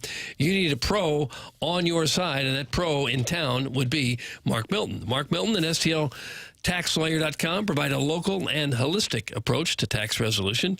Don't be sucked into the out-of-town tax resolution groups you hear about on TV and radio. Mark started his legal career with the Department of Justice Tax Division in Washington, D.C., where he represented the IRS in tax cases throughout the country and even received the DOJ's Outstanding Trial Attorney Award. This guy is one of the best in the business, one of the best in the country at what he does. He helps individuals and small businesses solve their tax problems. So if you have any kind of IRS issue at all, you contact Mark Milton at STLTaxLawyer.com today, and you'll be saying, nope, I am not guilty. I am with Milty. Remember, the choice of a lawyer is an important decision and should not be based solely on advertisements. Guys, Freeburg Midget here. Midget is not offensive. That's from the Freeburg Midget, 618. That's still the nickname over there, I believe. Well, it might be if you were the midget. Correct. I have the audio. Oh, my God. Good call. I would say this is about 2007-ish, Glenn Close in town. John's girlfriend is here, the great Glenn Close. Good start. Tell me why you're here. I'm here because 6 months ago, I co-founded a group called Bring Change to Mind to help end the stigma against mental illness. 3-2 for Fran Curran. He grounded to the left side. Lopez deep into the hole. Gloves throw. He got him. What a nice play. Wow, he's playing some kind of shortstop. Go ahead, Glenn. There's mental illness in my family. My sister Jess is bipolar, and her son is schizoaffective. Yeah, because it's a disease just like it's, any other. Conservatively, 1 in 6 of all of us it deals with it. So it's really one of the conditions of being a human being. 0-1 count now on Fernando Tatis, the former Cardinal, as he fouled it out of play. He now takes it outside and low. And there are so many facets of mental illness also. Yes. I mean, look at John and Mike and I think. No, don't joke about it. The baseball. Here's a swing and a miss. We can tell you a lot of stories about Jimmy Pearsall. There's a great story that came out a long, long time ago. I remember I asked him one day, this is a true story, he was in Baltimore. We were playing that in spring training. I said, hey, we were talking, and he said something that was kind of off base. I said, Jimmy, you're crazy. And he said, man, I got a certificate to prove it, too. Just not the time for that antidote. I would love to get Glenn Close on the great surprise guest. Oh, that'd be gross. And say, do you remember the visit to the booth? Because by the end, when they start talking about her career and how she was devious. Yeah, you were pretty devious yourself. Oh, my God. Yeah, those were characters. Guys, thanks for the show today. Jedi hunting is rather slow. Merry Christmas to you and yours. That's from the Grand Inquisitor, who goes by Hip Hop Higgy. There's a lot of multi-layered names on here. We'll clean it all up. That was a Star Wars reference. Yeah. We'll clean it all up in 2026. OMG Irish from the Salty Ball Dad from Caseyville. Big Irish. Big boy. Everybody was big boy. Oh, that call. The Kerrywood call is amazing. He was a one of a kind. We'll never see the likes of him again. Yeah, incredible. It's just unbelievable. Because somebody had to say, oh, yeah, Glenn Close is here. Well, bring her by the booth. What is it? Mental health awareness, schizophrenia. Yeah, they can handle that. We're little nuts ourselves. Well, what are you going to do? All right, that was Big Irish. This is the Big TMA.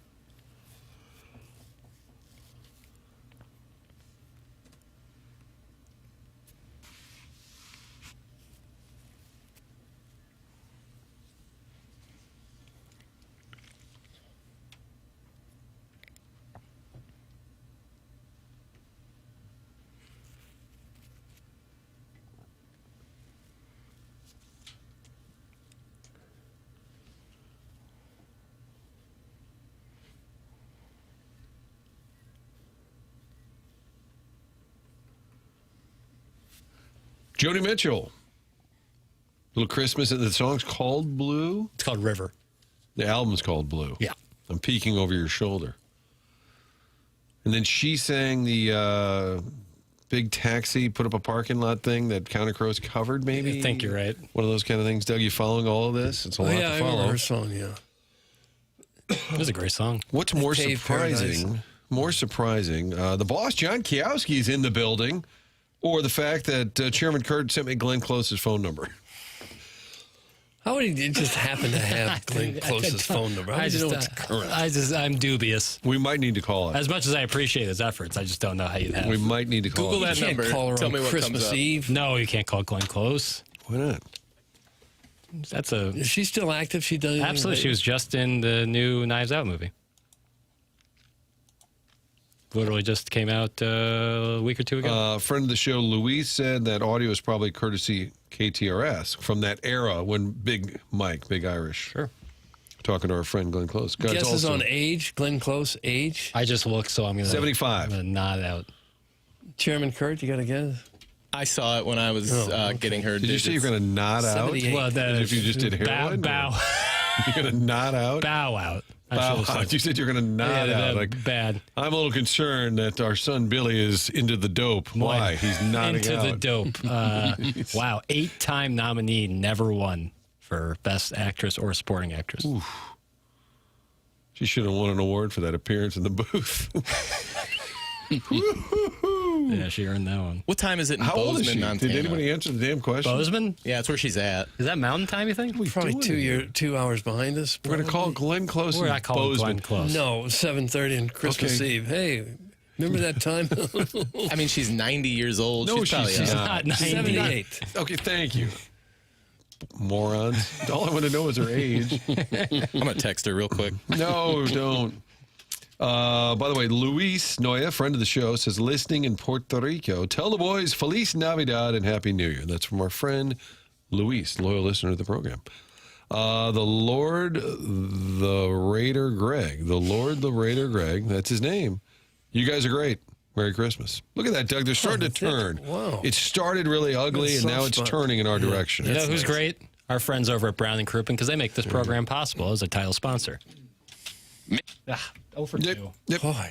Brown and Crouppen, the presenting sponsor of the morning after, going back a couple of years and now back on board for 2026. And we are thrilled to have Brown and Crouppen as the presenting sponsor of TMA. The name of the game is supporting the sponsors. And if you are in a spot where you need a personal injury attorney, work with somebody who is local. Brown and Crouppen is local. Founded in St. Louis in 1979, and they're local, and that's why you can hear Terry Crouppen, Andy Crouppen, and Ed Herman in studio with us on Tuesdays here on The Morning After. If you think you may need Brown and Crouppen services, call 314-222-2222 or go to GetBC.com and make sure you let them know you heard about them on TMA. Remember, the choice of a lawyer is an important decision and should not be based solely on advertising. Past results are no guarantee of future results, and every case is different and must be judged on its own accord. Boys, cycling on here. No drug church tonight. Christmas Eve services instead. Consider this a PSA. If you're hammered, drunk, high as a kite, or falling out in some pigsty that resembled the house I was living in on East Bell Avenue in Belleville, Illinois, remember that Jesus was born in a bleeping barn, which means he can meet you and find you absolutely anywhere.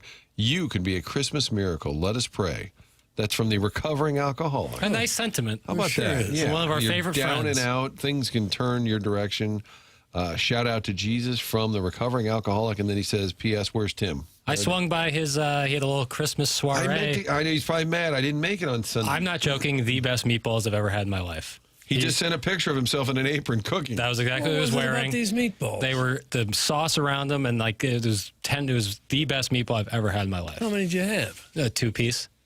You should have seen me on Sunday. I had two different Christmas parties to go to, and I went to a Chinese restaurant with some friends. I had brisket at one place. I had pizza and meatballs over there. I then went and had a full Chinese dinner. It was You're starting to look a little doughy. I know. I think I might have gained a pound or two just in that 3 or 4 hour span. Probably did. Yeah. Probably more than that. You were probably there. My buddy Matt Offenberg was there with his 2 kids, I believe. Yeah, I swung by later in the day. Yeah. Have you ever weighed yourself right before and then right after a meal? I don't really like doing that. Doesn't seem like very fun. But it is interesting. What about when you go to the doctor and they first walk you in the hallway and you got a coat on, you got a phone in your pocket, keys, heavy shoes, and I go, just step on that scale. Like, well, I'm in this coat. Yeah, you start throwing things out of your pocket. Just like undressing frantically. I think they're just trying to make sure you don't weigh 50 pounds more than you did the last time you were there. Right. Did Doug just say Mountain Time's 2 hours behind us? LOL. No, we're not. It's 1 hour, but we're not sure if it's Mountain or West Coast time. We're not I guess sure. It'd be Mountain time. There's not many major cities in Mountain Time. Denver, Salt Lake City. Sounds right. Yeah, I don't know many others. Well, beautiful words. Recovering alcoholic. Best wishes to you and yours. Outstanding. That's from Sharon and Clayton, who enjoyed the message. A little holiday PSA. That's really nice. There's a lot of Yule Tide sentiment here today, fellas. That's right. We'll take your Yuletide thoughts. We talked to Beaufetties. We talked to caller Ellen. We talked to Barge Guy. Final hour and 21 minutes of TMA for the calendar year 2025. Off for Christmas. Off on Friday. And then next week will be a best of. So you can still text into the show. Best of Thursday and Friday, too. Of this week, yeah. So we'll be out, but we'll be monitoring the text line closely. Sure. For all of your reactions throughout. Movie Boy still coming out on Saturday, though. Oh, really? Who's on this week? My buddy Gareth. Gareth is back. Christmas movie draft. Christmas movie draft. Drafting Christmas movies, yeah. Do you have a set list that you pick from, or is it just random? We did like some category stuff so that you kind of diversify. Like you'd have like an action category, classic Christmas movies, so like anything 1979 or earlier. So like It's a Wonderful comedy, Life. right? Well, that was my pick. That's my favorite. So yeah, a lot of fun. That'll come out on Saturday. What about Christmas Vacation? Also was selected. I gotta say, it never gets old. It's so good. I've seen so it good. 30, 40 I almost look forward to it more every year. I know, isn't it great? Mm-hmm. And then last year, Chevy Chase was in town with a screening of it, and it didn't go so well. Well, he has a reputation that sometimes precedes him. And he's getting up there in age, too. You want to take a guess on his age, Doug? He's probably close to 78 also. Oh, he's 80-ish. I'd say think about it. 50 years ago, he was a big star at SNL. Yeah. Right around 75-ish. 75 is when, SNL started. Right. So I'm saying he's 82. He is 82 years old. Is he really? Yes. Yep. He's 82. All right. Yeah, it would be hard to be on stage and be as sharp as you were 50 years previously. When you look at his filmography, it really falls off a cliff after Christmas Vacation. From about 78 to 88, very active. Yeah, Christmas Vacation comes out in 89, and then that's it. Last Action Hero, but that's... Was he in Fletch? Yeah, Fletch, but that's in 85. 86. Fletch Lives was part 2. Bad. That was the same year as Christmas Vacation. Strong and then it bad. really does not, there's really not much else. He does Community, the show Community, but there really wasn't much after 89. He's in a lot of stuff, but not much very good. Unless you like Vegas Vacation, which some do. I know there's a strong hive. There's a strong hive for. And where can I get Movie Boy? Because that would be great listening. It's right in your TMA STL podcast feed. If you subscribe to this program on any of your podcasting platforms, it'll just be right there on Saturday morning at 10 a.m. for you. Maybe you're out returning some gifts on a Saturday. Hey, you pop that on, about an hour long. Pretty good stuff. It seems like Will Ferrell gets the roles that Chevy Chase might have gotten a generation before. It's interesting. Yes, I think they're definitely different comedic styles, but like Chevy Chase was always kind of like the smartest guy in the room, kind of. I don't think Ferrell does that. I think Ferrell You're does. talking about off camera. No, I'm talking about like the roles that Chevy Chase takes, like in Caddyshack. That's not a Will Ferrell type of role. But the Christmas Vacations and the National Lampoon's movies, that is a Will Ferrell role, which is another one of Chevy Chase's kind of interesting arrows in his quiver. Yeah. But like I think Ryan Reynolds is more so fits like the Chevy Chase smugness, kind of dry wit kind of style, even though he's turned himself into an action hero. Where does Elf fall in your Christmas draft? Not an Elf guy, personally. Not an Elf guy. Personally, not an Elf guy. I think Will Ferrell is one of the funniest human beings to ever draw a breath, but Elf is not one of the funnier. That's not one of my favorites. What about Dirty Santa? Bad Santa Or is it Dirty? Bad Santa? The one with Billy Bob? Yeah. That's Bad Santa. Is there another one called Dirty Santa? Probably. That was that Netflix X-rated show that you were watching. Yeah, that was, yeah. I don't know what you were doing, Martin. I didn't watch any Dirty Santas. Is Bad Santa on the Christmas I didn't draft? make it. Didn't make the cut. No, didn't make it. But I do love Bad Santa. And tune in because Gareth and Papers get so upset they start punching each other. If we were in the same room, we would have. Could have happened. Beat his ass. Martin, what are you guys going to do for a best of? Question mark. That's from the Yugoslavian Bruiser. I think saying that there's not any material for best of. Well, they can be the judge of themselves. What's your favorite part of the next 7 days of best of? What do you feel you felt best about putting into the best of? I've done so many segments of it. It's truly hard to remember. I really loved the Supon interview. That was one of my favorite interviews of the year. He was very enjoyable. The Will Clark interview is one of my favorites of the year. Anytime we can talk to Tony La Russa is one of my favorites. The John call us Hamm a bunch interview. of idiots or something? Right out of the gate. Didn't La Russa say, I'm trying hard not to nuke you or something? Something to that effect. Alec Burleson interview from Spring Training is really good. That one's in there. Some fun stuff, but it's pretty comprehensive for the year itself.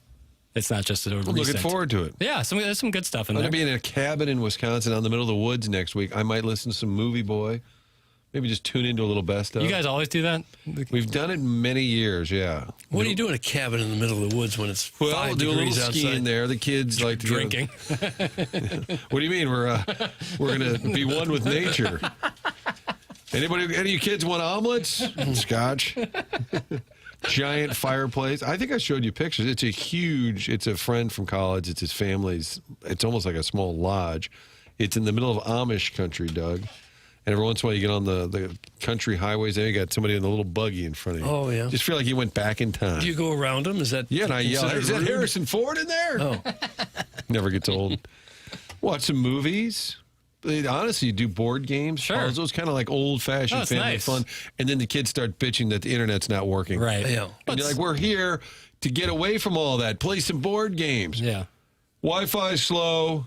But if it's snowing outside, you go sledding and all that. It's supposed to snow 2 of the days. Nice. So you sled and play around in the snow a little. Isn't it likely that you'll play the board games for about an hour and then you'll get your phone and everyone will settle back into the chair and just stay glued to their phone for the next 5 Or hours? Dad gets overserved and starts cussing during the board games. Feats of strength. Okay, let's put Dad to bed.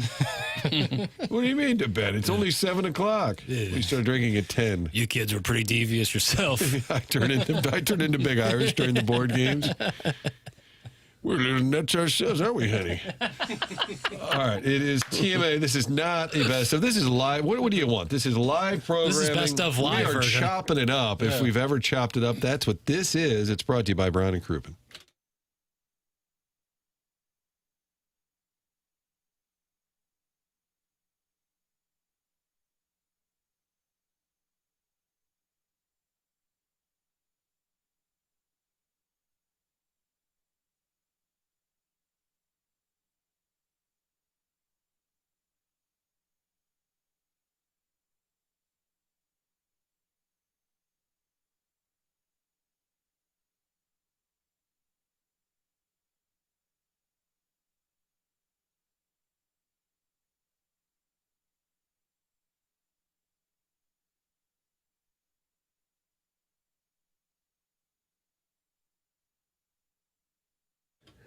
TMA is sponsored by Stifel. For over 135 years, Stifel has been a trusted name in finance, headquartered right here in downtown St. Louis since 1890. So what does Stifel do?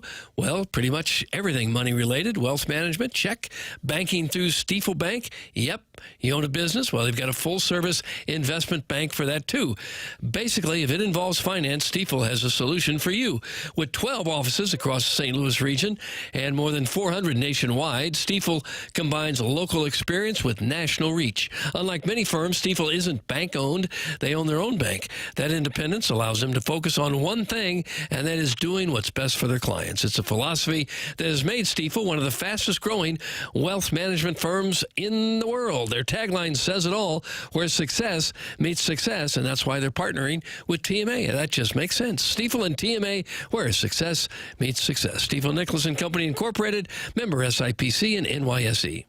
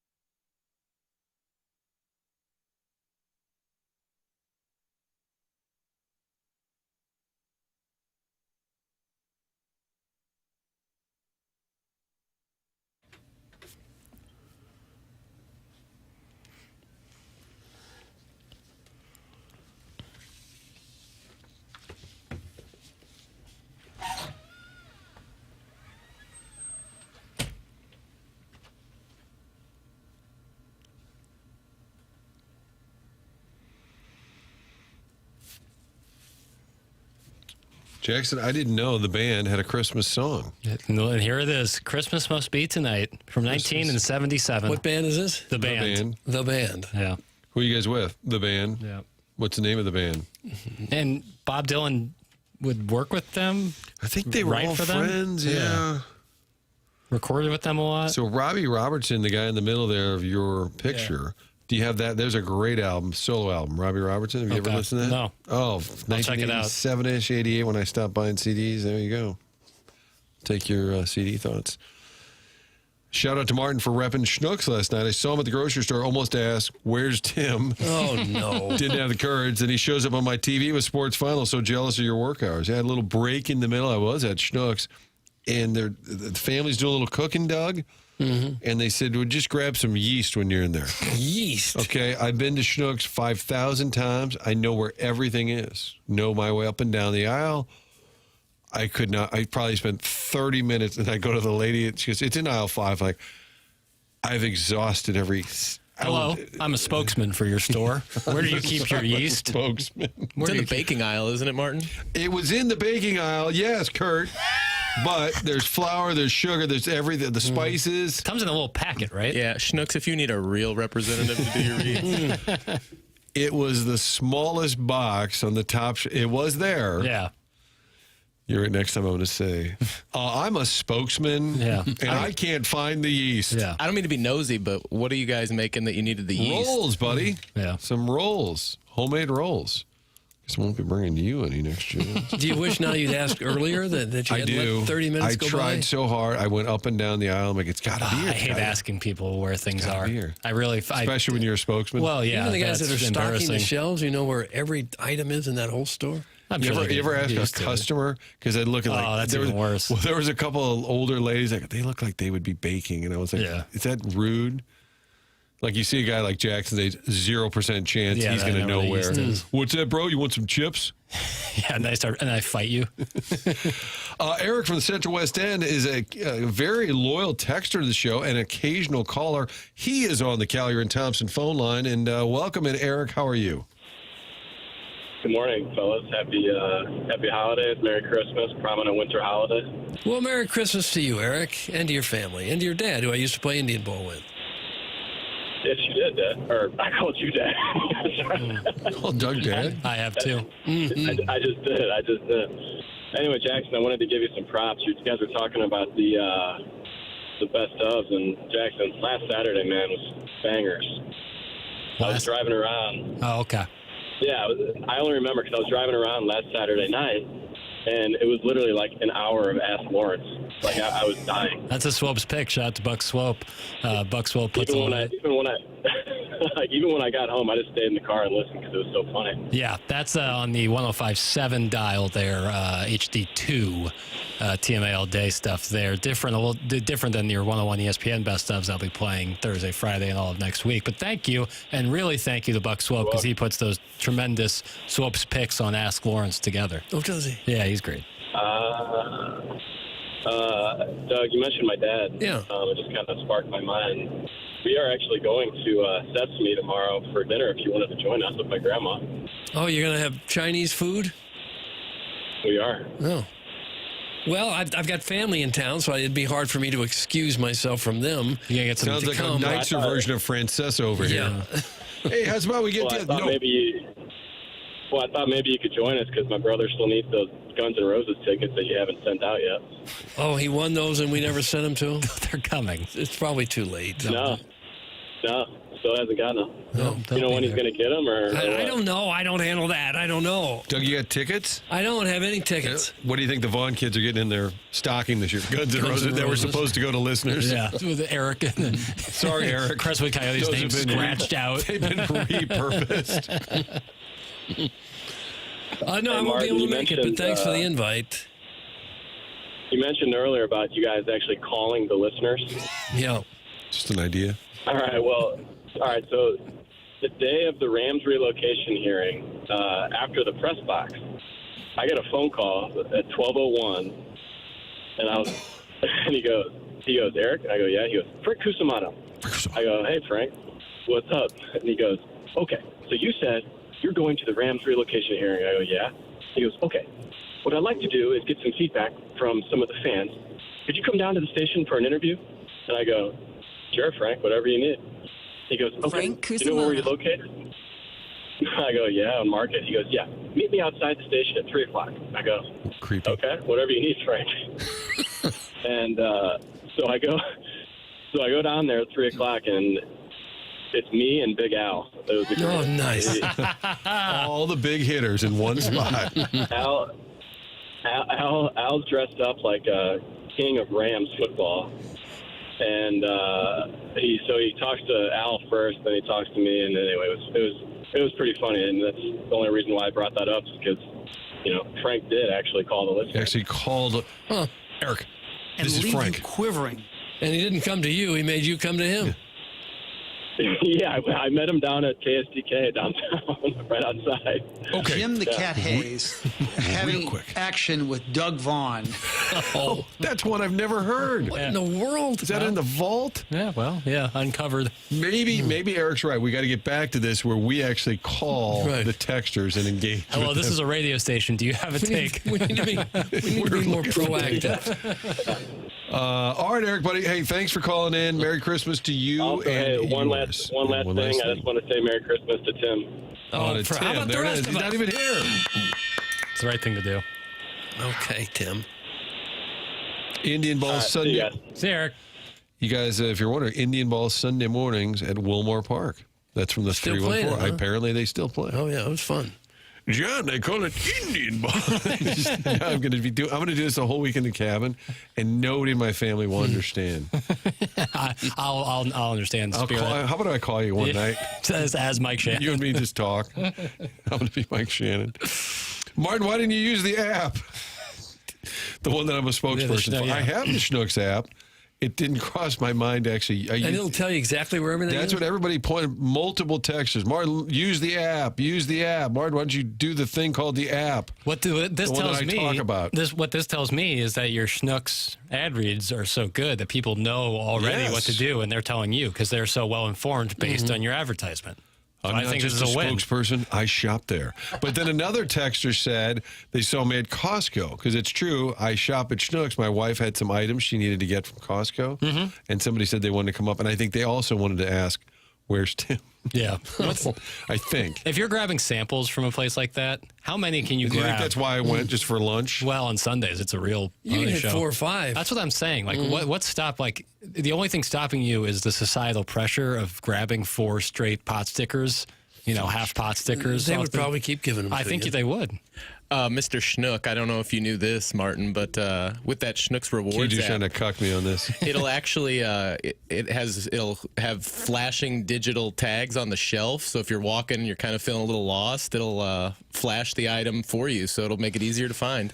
It'll flash the item. Like if you're looking at eye level and you just can't find the yeast on the app, I guess there's a button you can press, and on the participating stores, it'll like flash up on the shelf, kind of helping you draw your eyes to it and find it a little easier. Huh. Shout out Schnucks. You think there's a guy right now at Schnucks headquarters? Boy, this Kurt's got blue feet over here. I'm working it over here. You hear what Kilcoyne did today? Yeah, big board meeting. Bitching about the yeast. Meanwhile, the other fellow over there sits in that cuck chair. He seems to know his stuff. Bitching about the yeast. Oh, my God. Guys, news reporter here in Fayetteville, Arkansas. I guess that's how they're identifying themselves. Probably so. We have a full slate of shows. I'm driving an hour for my story today. I am essential. There you go. That's what we're talking about. This industry, Doug, this journalism industry. Coach Kioski came by to give us a little pat on the rump to say, great job being here because the people need this. Now we've got a young, I'm just assuming I shouldn't say that, I guess, a news reporter in Fayetteville, Arkansas. Full slate of shows, driving an hour for my story.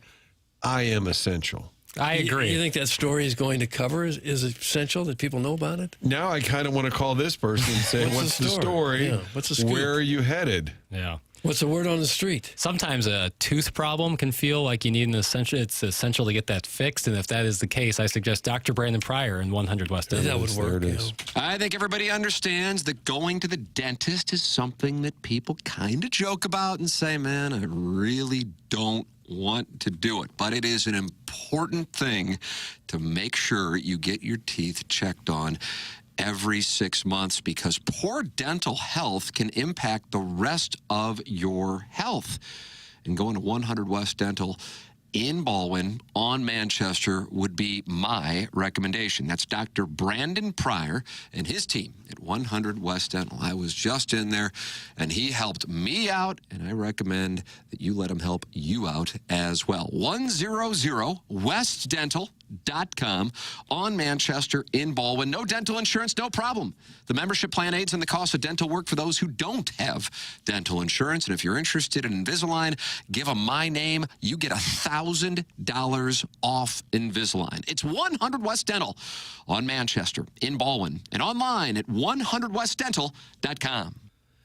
Guys, I went to the South County Costco last week, and there was some poor lady in charge of distributing biscuits and gravy bites. The fats were climbing over each other like the koi fish at the botanical garden when you throw in food. Real Lord of the Flies stuff. Biscuits and gravy sample. I wouldn't really. While you're shopping? It said a biscuit and gravy bite. I don't know what that is. And it was laden with fats? Laden with fats. I told my kids, before you get your driver's license, you have to learn how to operate a shopping cart at Costco. That's when you really get those driving skills. Yeah, oh, God. Got to put on a blinker, a turn signal. Well, they got wide spots there, because people got to pull their carts around to the side. I had a running to my buddy Zach Choate, sports reporter at the Two Fox. We used to joke about this because he would complain. He's like, oh, my God, my wife went to Costco today. I said, what happened? He's like, she said we needed milk, and she bought some kind of like water softener for $600. A drum of milk. It was always like, went to Costco, what'd you need? Just a couple bags of chips. What'd you get? She bought a new car. Yeah. We're going to need a U-Haul. That was Kramer in Seinfeld when he came back with all that stuff from the Price Club. And he left like some muffins in the hood of his car. Has Costco surpassed Sam's as the super discount store? The wholesale choice? Stuff. Yeah. It's tough. They're like kind of six in one Costco's, hand, I think, half a more dozen crowded in than Sam's when I go to both. Do you have memberships at both? You better believe it. Wow. Be blessed. Be blessed. Why do you need memberships at both? Just because I shop like the Dickens. Yeah, but it's okay. Doug likes a good stock up. Are you feeding an army? Why do you have so many? Hey, good on you, Doug. Sure. You're America's consumer. Mm-hmm. I want to bring papers to a Costco after we shop at Schnucks, and then you say, I need some peanut butter. I'm like, can I interest you in, 8 jars all taped together? A pallet of smooth. But you can get a grease missile there. Yeah. When you walk into Sam's or Costco and look around, you think, there's got to be enough food here to feed 500,000 people. Probably. And you can also get like some lawn furniture. Yeah. Which is nice. And at any given time, there are and some jewelry. Couple thousand people in there. Oh, yeah. And lots of big screen TVs. The only thing in maybe America that has gone down in price over the last 20 years. Now you can get a 75-incher for about $500. I mean, it wasn't too long ago where if you wanted a real nice big TV, it was going to cost you 4 figures, right? Oh, yeah, a few thousand. Yeah. Nowadays, you can get one pretty nice, probably 65 inches for $400. And they don't seem to ever break. Yeah. Even though you think they were because they're a little flimsier. Yeah. The TV that used to be in my parents' living room was so big, it took up half the room. Oh, yeah. Ginormous. With a big 4 base. or 5 people to carry it. Oh, at least. Yeah. It was like a piano. It was like trying to move a piano. Mm-hmm. Hey, guys, good morning. Union Iron Worker here. Essential. We build America. That's it. That's all. I love you guys. That's from Ironhead texting in. Hell yeah. Thanks, Ironhead. Doug's grease missile is texting in and said, I'm a grease missile. Yeah. There you go. I think when we say essential, you mean minute to minute, hour by hour essential, like healthcare workers. Right, like when police, COVID was going firemen, on. Those people that have to be there. Right. I don't think an iron worker, you don't have to construct more iron structures today. You don't have to. But they are essential for what they do. for the fabric for of our America. Infrastructure, of course. Forging the backbone of this nation. Right. Yes, this is like a Lee Iacocca commercial. We can all get through a day without an iron worker. Well, geez, now poor Ironhead was feeling good about the industry, and now Doug just took But his if knees you, out. if you have an accident, you're probably not going to be able to get by without the nurse and the doctor. No, when I get sick, I go right to the iron workers. Walk into the ER. Yeah. What happened? I've been shot. Do you have an iron worker? I think we're all kind of tired of iron workers at this point. Jeez.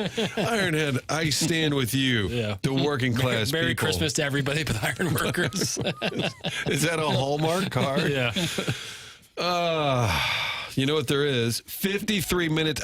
This is not a... What are you doing this countdown for? Because I want Dick Clark. I want people to be aware this kind of programming is going away until next year. Right, this level of greatness. So you have to savor the next 53 minutes. This might be what Jackson calls a parking lot show. I call it, yeah, of course. Parking lot show where you keep your car running. Yeah, this might have been a parking lot week. Aren't the listeners so lucky to be getting this kind of live entertainment? That's right. When they long for the best of, that's when it hurts. You could get this entertainment virtually everywhere, couldn't you? Just call a couple neighbors over and have the same conversation probably we're having right now. Stand outside the QT and get just as good. I think so. And I don't have any neighbors come over anymore because I have a sign that says armed and pissed. Armed and pissed. And so you're getting a firecracker in your living room. Well, one thing we've discovered is that we're all just sick and tired of iron workers. Doug, you wouldn't have buildings to shop. You wouldn't have buildings to work. You wouldn't have homes. You wouldn't have roads. You wouldn't have bridges. You wouldn't have anything without an iron worker. That's from Ironhead, who is now sideways with Doug But Vaughn. we don't need him today. Yeah, I think to Doug's point, I don't want to speak for him. He's appreciative of them while they're building, but once it's built, they can go to hell. Yeah. And get out of our text. We were splitting hairs over the word essential. Blues play the Predators Saturday night. Martin's run the damn ball and kill the clock mode. I love it. Al in Dadeville. We're not running the ball. We're calling a quick huddle. Screen passes. Screen pass. We're the Mizzou offense. Yeah. We don't really go downfield. Where's the short side? Let's go there. Mizzou plays in the Gator Bowl on Saturday night. How about that? Shout out to the Mizzou game against Virginia. Yeah. Oh, I texted Chris Long this. I went into Surprise Papers. Man. I know He's probably really busy during right now. football. He said to me at one point that he didn't realize how busy He does covering it. a 3-hour podcast, like 2 or 3 times a week. Yes. But I tried for you. I appreciate that. Just to get that. That's in the best of. Chris Long's appearance on He this was program. great. He was awesome. My favorite athlete ever. Doug, what'd you get Gordy for Christmas? Here we go. Now we're running some clock here. Doug. Well, I'm not Did going you to think- say. What if he's listening? Yeah. What if Gordy's Good call. listening? Santa did most of it, I'm sure. Yeah. Or he will. Yeah, And he done will. it yet. Okay. Could you play 53 minutes of drops? I wouldn't mind. How about They'll just a have drop 50 fast? They're like a second long a Well, piece. no, I know. I don't need forever. Well, dude, you're taking it literal. We don't Okay. need No, no, no, no. 53 minutes of drops. But when we come back, We can do a drop I symphony would when we just come love back. a drop symphony. We can do a symphony when we get back. Okay, a drop symphony when we come back. That's our gift to you on TMA.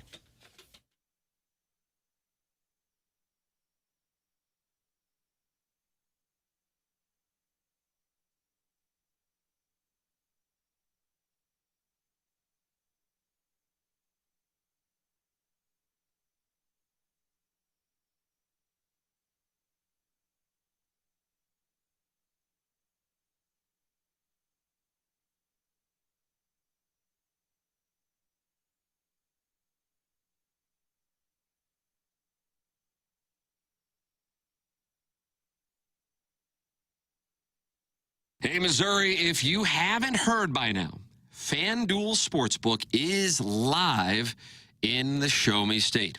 And they are kicking things off with an offer that is tough to beat. Right now, new customers can bet $5 and get $300 in bonus bets, win or lose. Whether it's football, basketball, hockey, or more, you can bet it all on an app that's safe, secure, and super easy to use.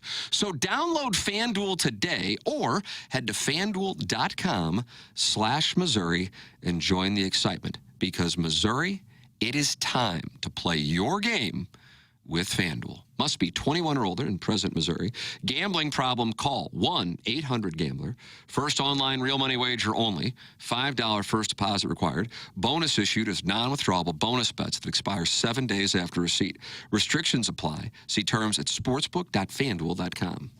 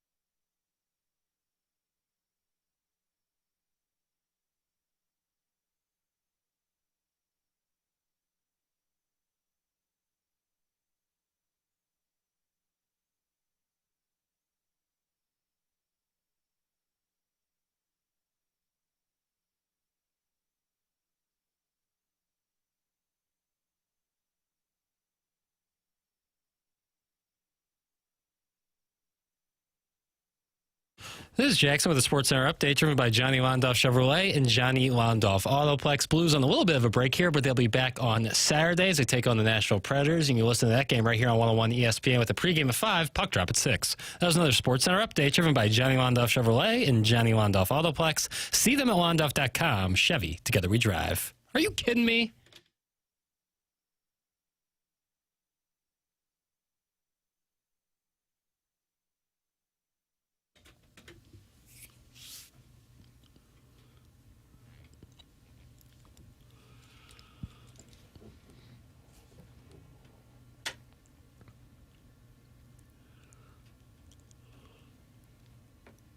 Whose idea was it? Hey, Jethro Tull, they should probably do a Christmas album. It sounds like a Spinal Tap spoof. The great Jethro Tull. Are they still around? They're not. I think, is it Ian Anderson that travels sometimes on his own and does it? Plays a little locomotive breath. I like that. Let's get in a little Jethro. I feel like we just stole some of Casey's thunder there. Guys, I'm an essential radio show texter. That's from Mr. Mudjack. I don't know that that's essential. Hey, guys, essential healthcare worker here. I'm right down the street, also off at 11. You guys want to meet for a drink at Rhonda's? My treat. No. That's from Dino Bravo. But that is an essential person. Yeah. Healthcare worker. How about one for the beer boys out stocking the shelves today so that you can all get drunk this holiday season? Not That's essential. From the three. Jeez, that was a quick decision. I disagree. A beer boy? I don't know if that's on like his name tag, but people who out there delivering like last minute things. What's if you're delivering last-minute alcohol, that's non-essential. Well, I disagree. It depends on your Christmas. Depends on your in-laws. Yeah. Kidding, of course. You guys won 25 drops in a row? Can you hold that? Because I don't want to get it. We have an essential worker on the line who texted into the show. Doug, Fayetteville, Arkansas, headed out on a news story that is essential this Christmas Eve. And this is Dylan, who is, I bullied him into calling. Dylan, welcome to the program. Thank you, guys. How you doing? We're good. So, Dylan, you work for a local affiliate in Fayetteville? I do. KNWA, we're NBC and Fox. We're duopoly. I don't know if you're familiar with the term. I am. Are you, Doug works for Channel 4 and Channel 5, so it's familiar Just turf 4. here. Is that Nexstar? Are you Nexstar? Over there at 4. Yeah, we are Nexstar, yeah. How about that? Part of the same family, the Brotherhood. The Brotherhood. So, Dylan, what is your well, first of all, why are you listening to TMA? Well, I'm from the St. Louis area. I listen every morning on the podcast. I usually work night side, so I work, nights. So I usually not up early enough to listen live. But I'm working days this week since I'm our only reporter since everyone but me gets the holiday off. Well, what is so darn important going on down there right now that you have to be at work today? It's kind of a long story, but there's something we've been tracking for a while. There was it's kind of sad. There was a murder-suicide, they're calling it. Yeah, it's sad. And there was a new development down in Fort Smith. So I'm driving down here to some lady found a bunch of belongings from one of the people who was killed in a dumpster outside of one of the apartments. So I'm actually driving down to interview her. So a nice, happy story for Christmas Eve. Jeez, sounds that's like a little heartwarming. A little harsh. All right, Dylan, you're from the St. Louis area and working in Fayetteville. Is this your first TV job? It is, yeah. I moved down here coming up on a year back in March, doing news, trying to get into sports though. You guys, trying to take your guys' path. Yeah, you can have Martin's job. Yeah, Doug's just giving it. Hey, it's in the Nexstar family. It's probably online available right now. How about that? Dylan, you want to give any shout outs to any of your people back here in the greater STL as we do the Bluetooth? Yeah, I guess you can shout out some of the boys back home. I don't know if any of them are listening. They're probably also sleeping. Well, no, they're definitely listening. Definitely listening. Or they're going to listen on the podcast. Dude, Dylan called in. Did you hear that? They'll listen to the podcast. I'll text them in about and they'll wake up, text me back about 2 hours, and they'll go back and listen to it. Okay. What high school you go to? Oh yeah. So, Doug, you're gonna hate me when I say this. I say I'm from the St. Louis area. I'm actually from the Illinois side of the river. So all my buddies that I went to college with, when I tell people I'm from St. Louis, they freak out about it. But I went to Freeburg High School. Oh, the midget. We were just talking about the midgets earlier. Sure. Yeah. I texted in a proud alum over here, proud mighty midget. All right. Well, that counts. Are you a short fellow? Yeah. I'm sorry? How tall are you? Fine. Meet the press. Doug cleaned it up for me. About 5'10", 5'11". 5'10", okay. She's kind of squat. No, decent height. I throw some, if I put my lift on like Tim, I'm about 6 foot. Okay, that'll work. All right, the lifts. All right. Dylan, hey, thanks for listening to the show. Safe travel. Have a good Christmas down there. Say hi to all of our friends in Fayetteville. Well, dude, you guys do the same thing. All right, Dylan from Freeburg. From Freeburg, checking in with us. Didn't we have a meteorologist from Vegas who was helping Tim get a table in Columbia? Yeah. The reach of TMA. And I wanted to critique the audio, but I think what it is, he's driving. He's on so it's Bluetooth, so it's being saved. So then you're an ass if you say, take it off the Bluetooth, and he goes head on into another car. Right. It does sound, though, like his sunroof and both rear and passenger windows are open. While getting a car wash. Yeah, right. It did have a little bit of an audio issue. Okay. That's okay. But it is time for our holiday treat. This is a new tradition on the show. It's a Papers Drops Symphony. How you doing, boys? Like my tattoo says, you can't love someone else until you truly love yourself. I bet you Colin did. Like, this is so weird. I'm supporting Josh. Out of town supporting Josh. Y'all might as well support too. Good evening, sports fans. Doug Vaughn here with your Sportscast. Our top story tonight, John Jay will be back tomorrow. Here's him getting a hit in 2012. I thought that was something you get in your anal region. And Nicki Minaj mixed fusion Moscato. Buh. You know who the best of radio is? No. Tim. Why would you prepare for a show? So this is the show, huh? Where that tushy boot? Hey. Oh, 2-pound carrot cake. My nipples are hard. I am excited. Local news is a dead media. Hey, was I just suspended by the morning after? And leave you quivering. I've worked in television for 11 years professionally. Yeah. It's refreshing to see rich white women. Thank you. Thank you for the delicious fries. I am a winery guy. Oh, you're the boy pig. Boom. Wow. That was a virtuoso. Jackson Burkett with a holiday gift to you for the ages, a Drops Symphony. Yeah. I see people are already sending us in pictures of Dylan, the reporter. How's he look? Kind of squat. He said he was only 5'10". Yeah. Oh, handsome fine. fellow. It looks like a typical news reporter. Yeah. No, a handsome fellow. Alan Dadeville said, here he is. He's cute. Just a classic newsman look? Mm-hmm. Yeah. Yep.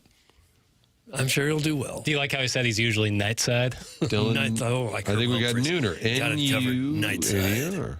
Yeah, Herb Humphreys days. What the reach of TMA. But I'm sorry. I enjoyed Dylan's call, but Papers Symphony there was just... Thank you. Whew.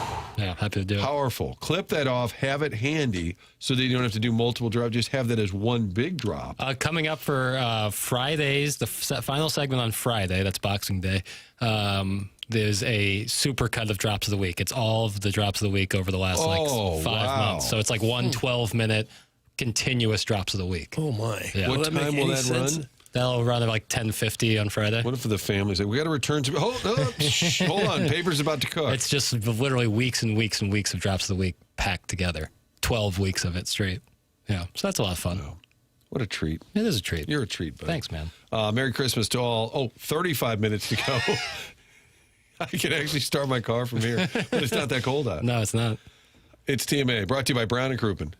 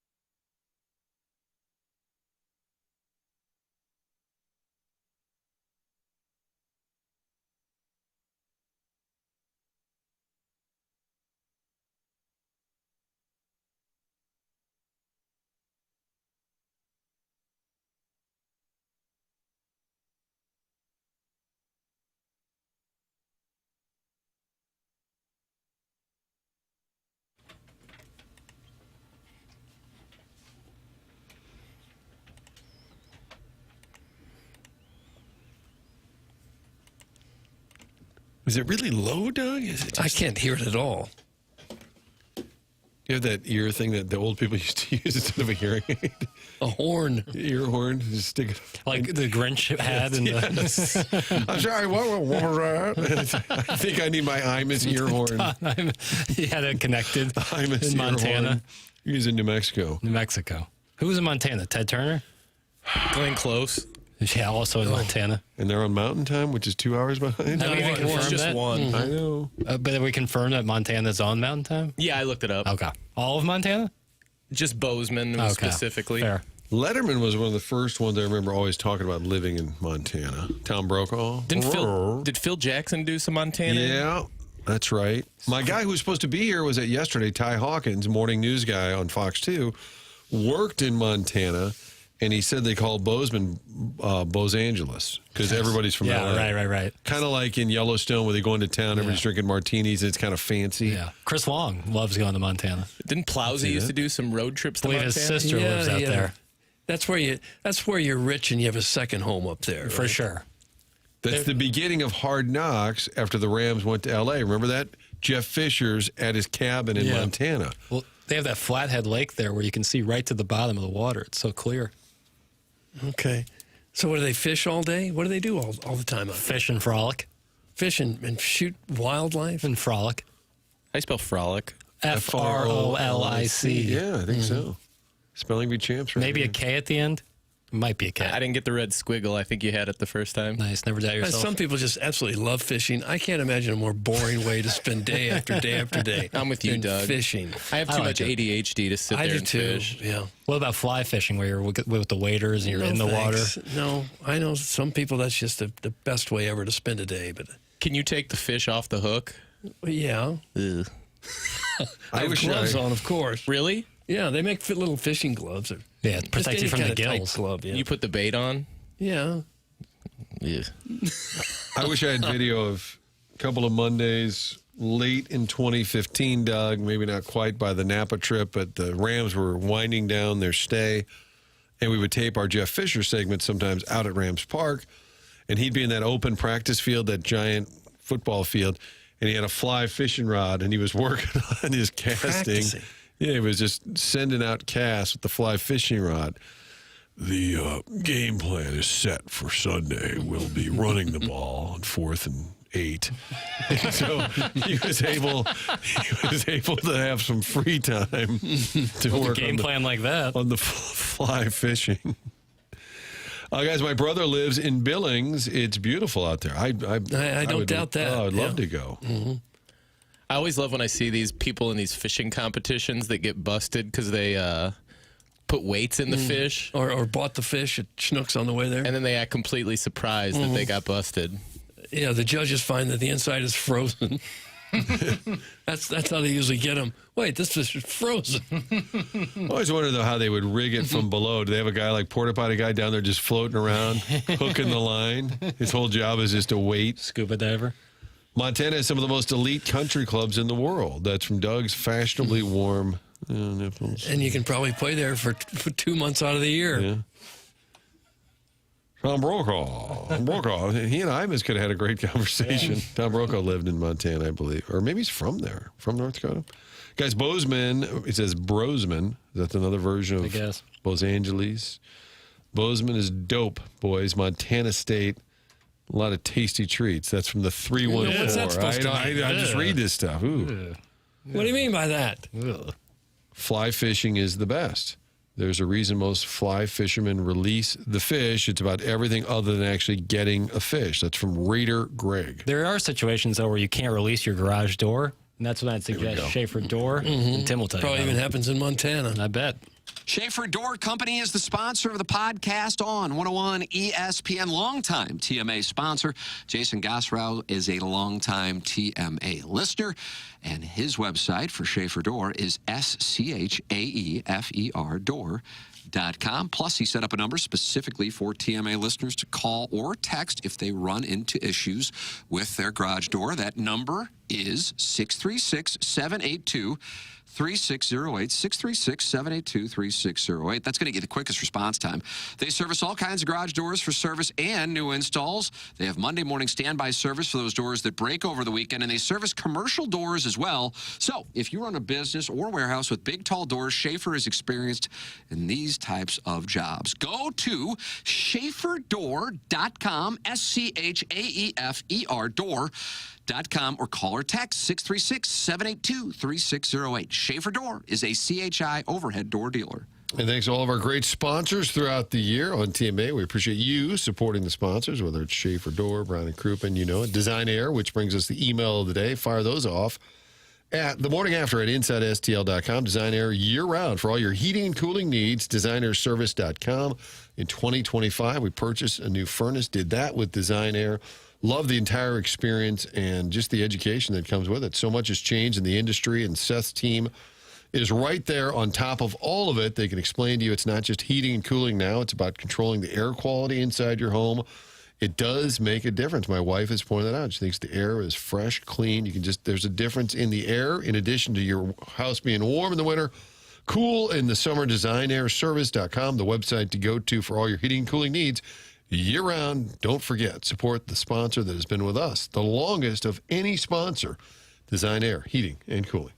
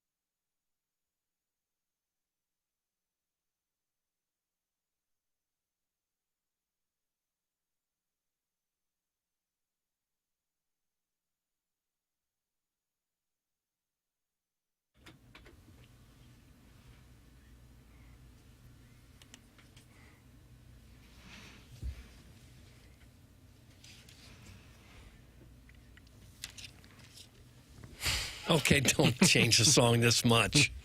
It was Johnny Cash. I know, but it's still bad what he did to this song. What, do you want me to go to prison and sing to guys? Folsom? Be a nice gesture. Okay. Doug said earlier on the program that Christmas in prison didn't sound too bad. Too bad. Jeez, what's he got planned this week?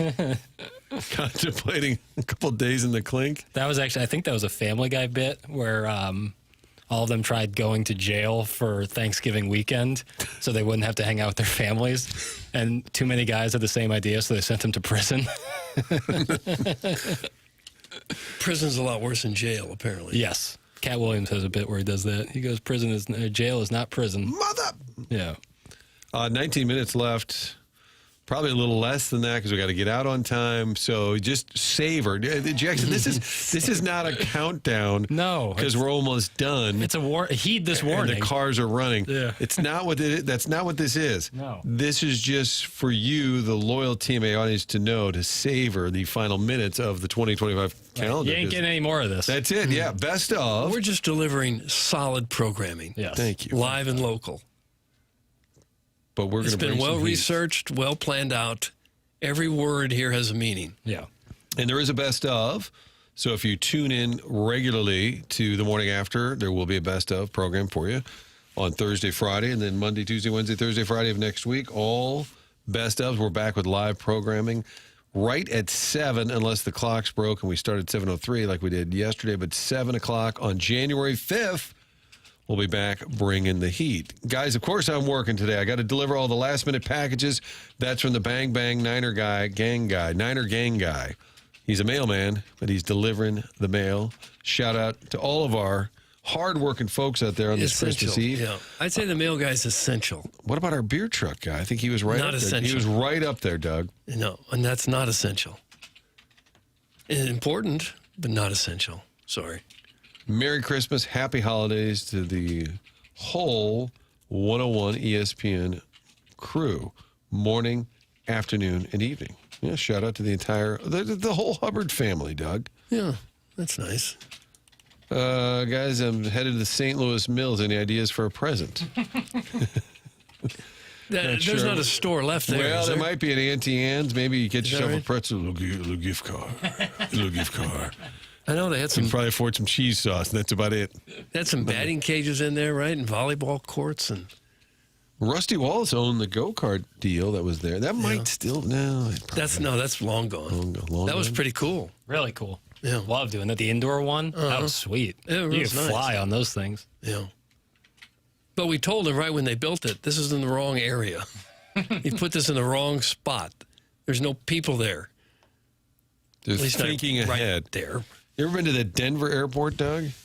I have, yeah. It is so far out. Off the highway, what is it, 10 or 15 miles off the highway, because they knew things would expand. You want to have plenty of room around you. They may have they might as well put it in Cheyenne. I mean, it's so far away. Kansas City's a long way from the city, too. Yeah, isn't it closer to St. Joe? Isn't it in Kansas? The Kansas City airport? I don't think so. You ever catch that Lucifer statue at the Denver airport staring at you? Yeah, there's a lot of conspiracy theory stuff about the Denver airport. Oh. Do tell. And then you look at our airport, which is really well located for most people, unless they're flying right over your house, maybe. But at least it's not very far from most of the metropolitan area. And you get out there, and they're happy to see you. Mm-hmm. No, they just want you to move along. Get out of here. You're picking somebody up. Get on out of here. You can't do that. It's my elderly aunt who's go. Leave, mister. No, Kansas City Airport is in Kansas City, Missouri. So it's pretty north of the city. It's far north. By the way, that headed to the Mills was sent by Drinking with Kevin in Wright City. Nice. Very specific. Is that like a show? Or a one act? Chaz Palmintari. Guys, if you need a church to go to, it's the Grace River Church. Has a living nativity scene, live animals, goats, sheep, camels, cow, 12:30, 3 o'clock, and 4:30. I wouldn't have guessed that we would get a shout out for a church from the Mad Monkey Spank, but that's the way that's the way this show operates. Apparently, I'm new here. Yeah, Live animals, 12 1:30, 3, and 4:30 at the Grace River Church. There you go. This is like a help your neighbor, Doug. Mm-hmm. Any items you'd like to sell, call into the program. Yeah, Bob in Baldwin, he's selling a snowplow. And Mary in Melville, she's selling a shovel. Doug, we're getting ready for the weather. By the way, Monday, the high is 28, Doug. Oh, I don't like that. The high? That's what I believe I read that correctly. Merry Christmas, boys. Happy New Year. We'll see you boys next year. Doug, remember my name. I won't be Rookie of the Year anymore next year. I'll be a sophomore year. You gent, and I'm coming for that furnace. That's from the MILF Hunter. He wants you to know he'll be a sophomore next year. Okay. Well, beware the jinx. What furnace is he coming for? The Design Air Service heating and cooling. Oh, that's right. He's going to win. He wants to win. A furnace. Okay. He says he's coming for win that furnace, which we'll do on the other side of the break. Looks like papers in 1 minute. 14 minutes left in the TMA calendar year. Email today is on deck.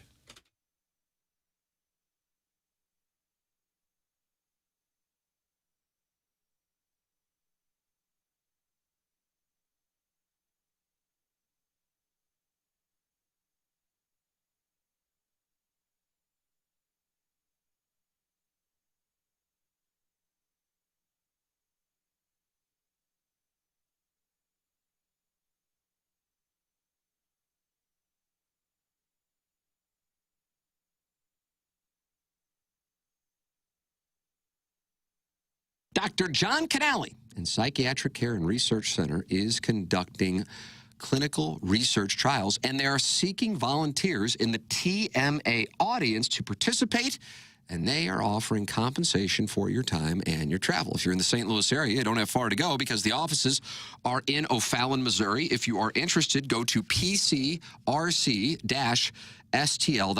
Current studies include anxiety disorder, depression, bipolar depression, and obsessive-compulsive disorder. Dr. John Canale has been in practice for over 40 years and has more than 20 years of experience conducting clinical research trials. He was among the first psychiatrists to establish a practice west of the Missouri River in St. Charles, bringing decades of expertise and leadership to the field of psychiatry. If you are interested, call 636-244-3593 or check out the website, please, pcrc-stl.com. That's pcrc-stl.com.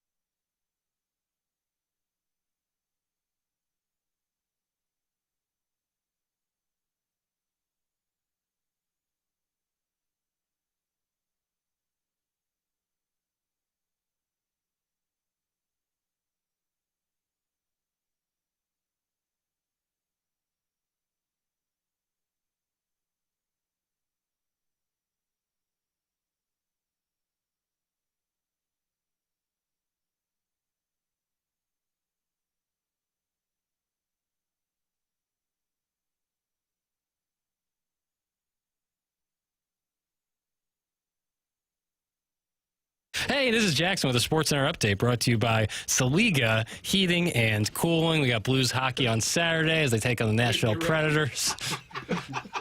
Pre-game at 5 p.m., puck drop at 6 p.m. right here on 101 ESPN. That was another SportsCenter update brought to you by Saliga Heating and Cooling, a Daikin heating and air conditioning dealer.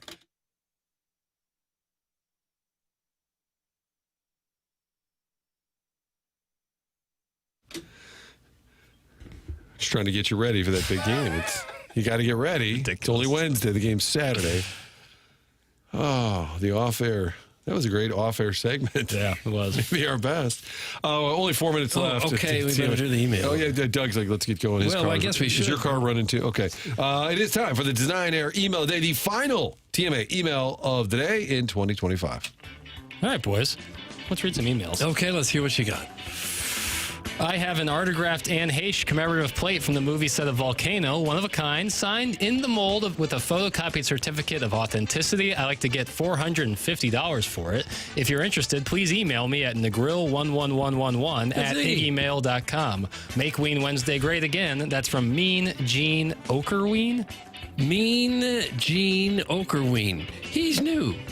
Anybody who says people are mailing in the effort they put into their career over the holidays ought to gather around the hearth and listen to the show you fellas put together today. For example, Jackson, there is a big difference. Garland is the long, decorative, and festive wreath of flowers and leaves that brings good tidings, while tinsel is that slut who roams in the neighborhood and bangs everything with four legs. Yeah. Thanks for all the laughter that TMA brings me every day. That's from Shooter McGavin, the vice president of texting 81 best of segments and getting irate that doesn't get read on the air.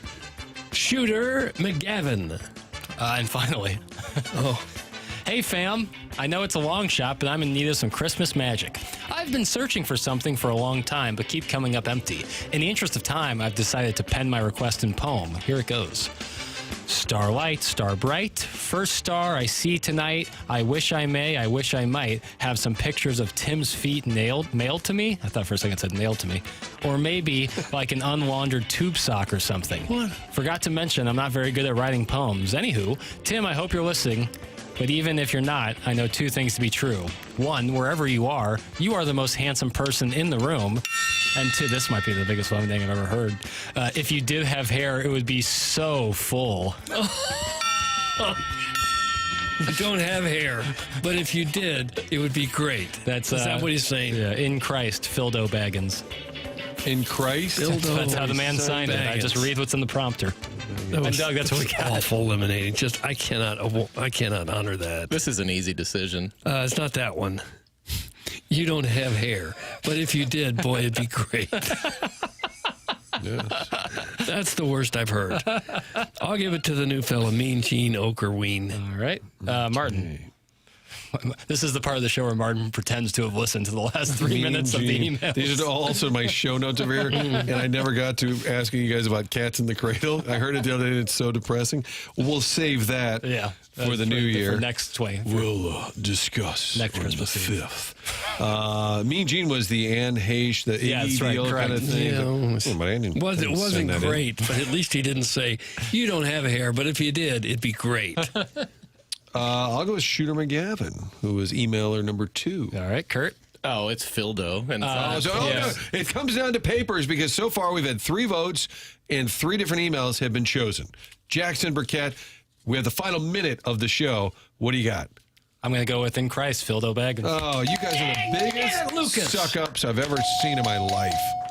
Can you imagine how good he'd look with hair, though, Doug? Oh. I've seen pictures from the TV news days down in Arkansas. It's good. And? It's great. Great head of hair. Okay. It's undeniable. Thanks, Doug. Thanks, Martin, Jackson, Kurt, for being there every day. I realize it's one of the things I like about that is one of the things I like about radio. I guess that we're here every day. Hope you all have a great Christmas.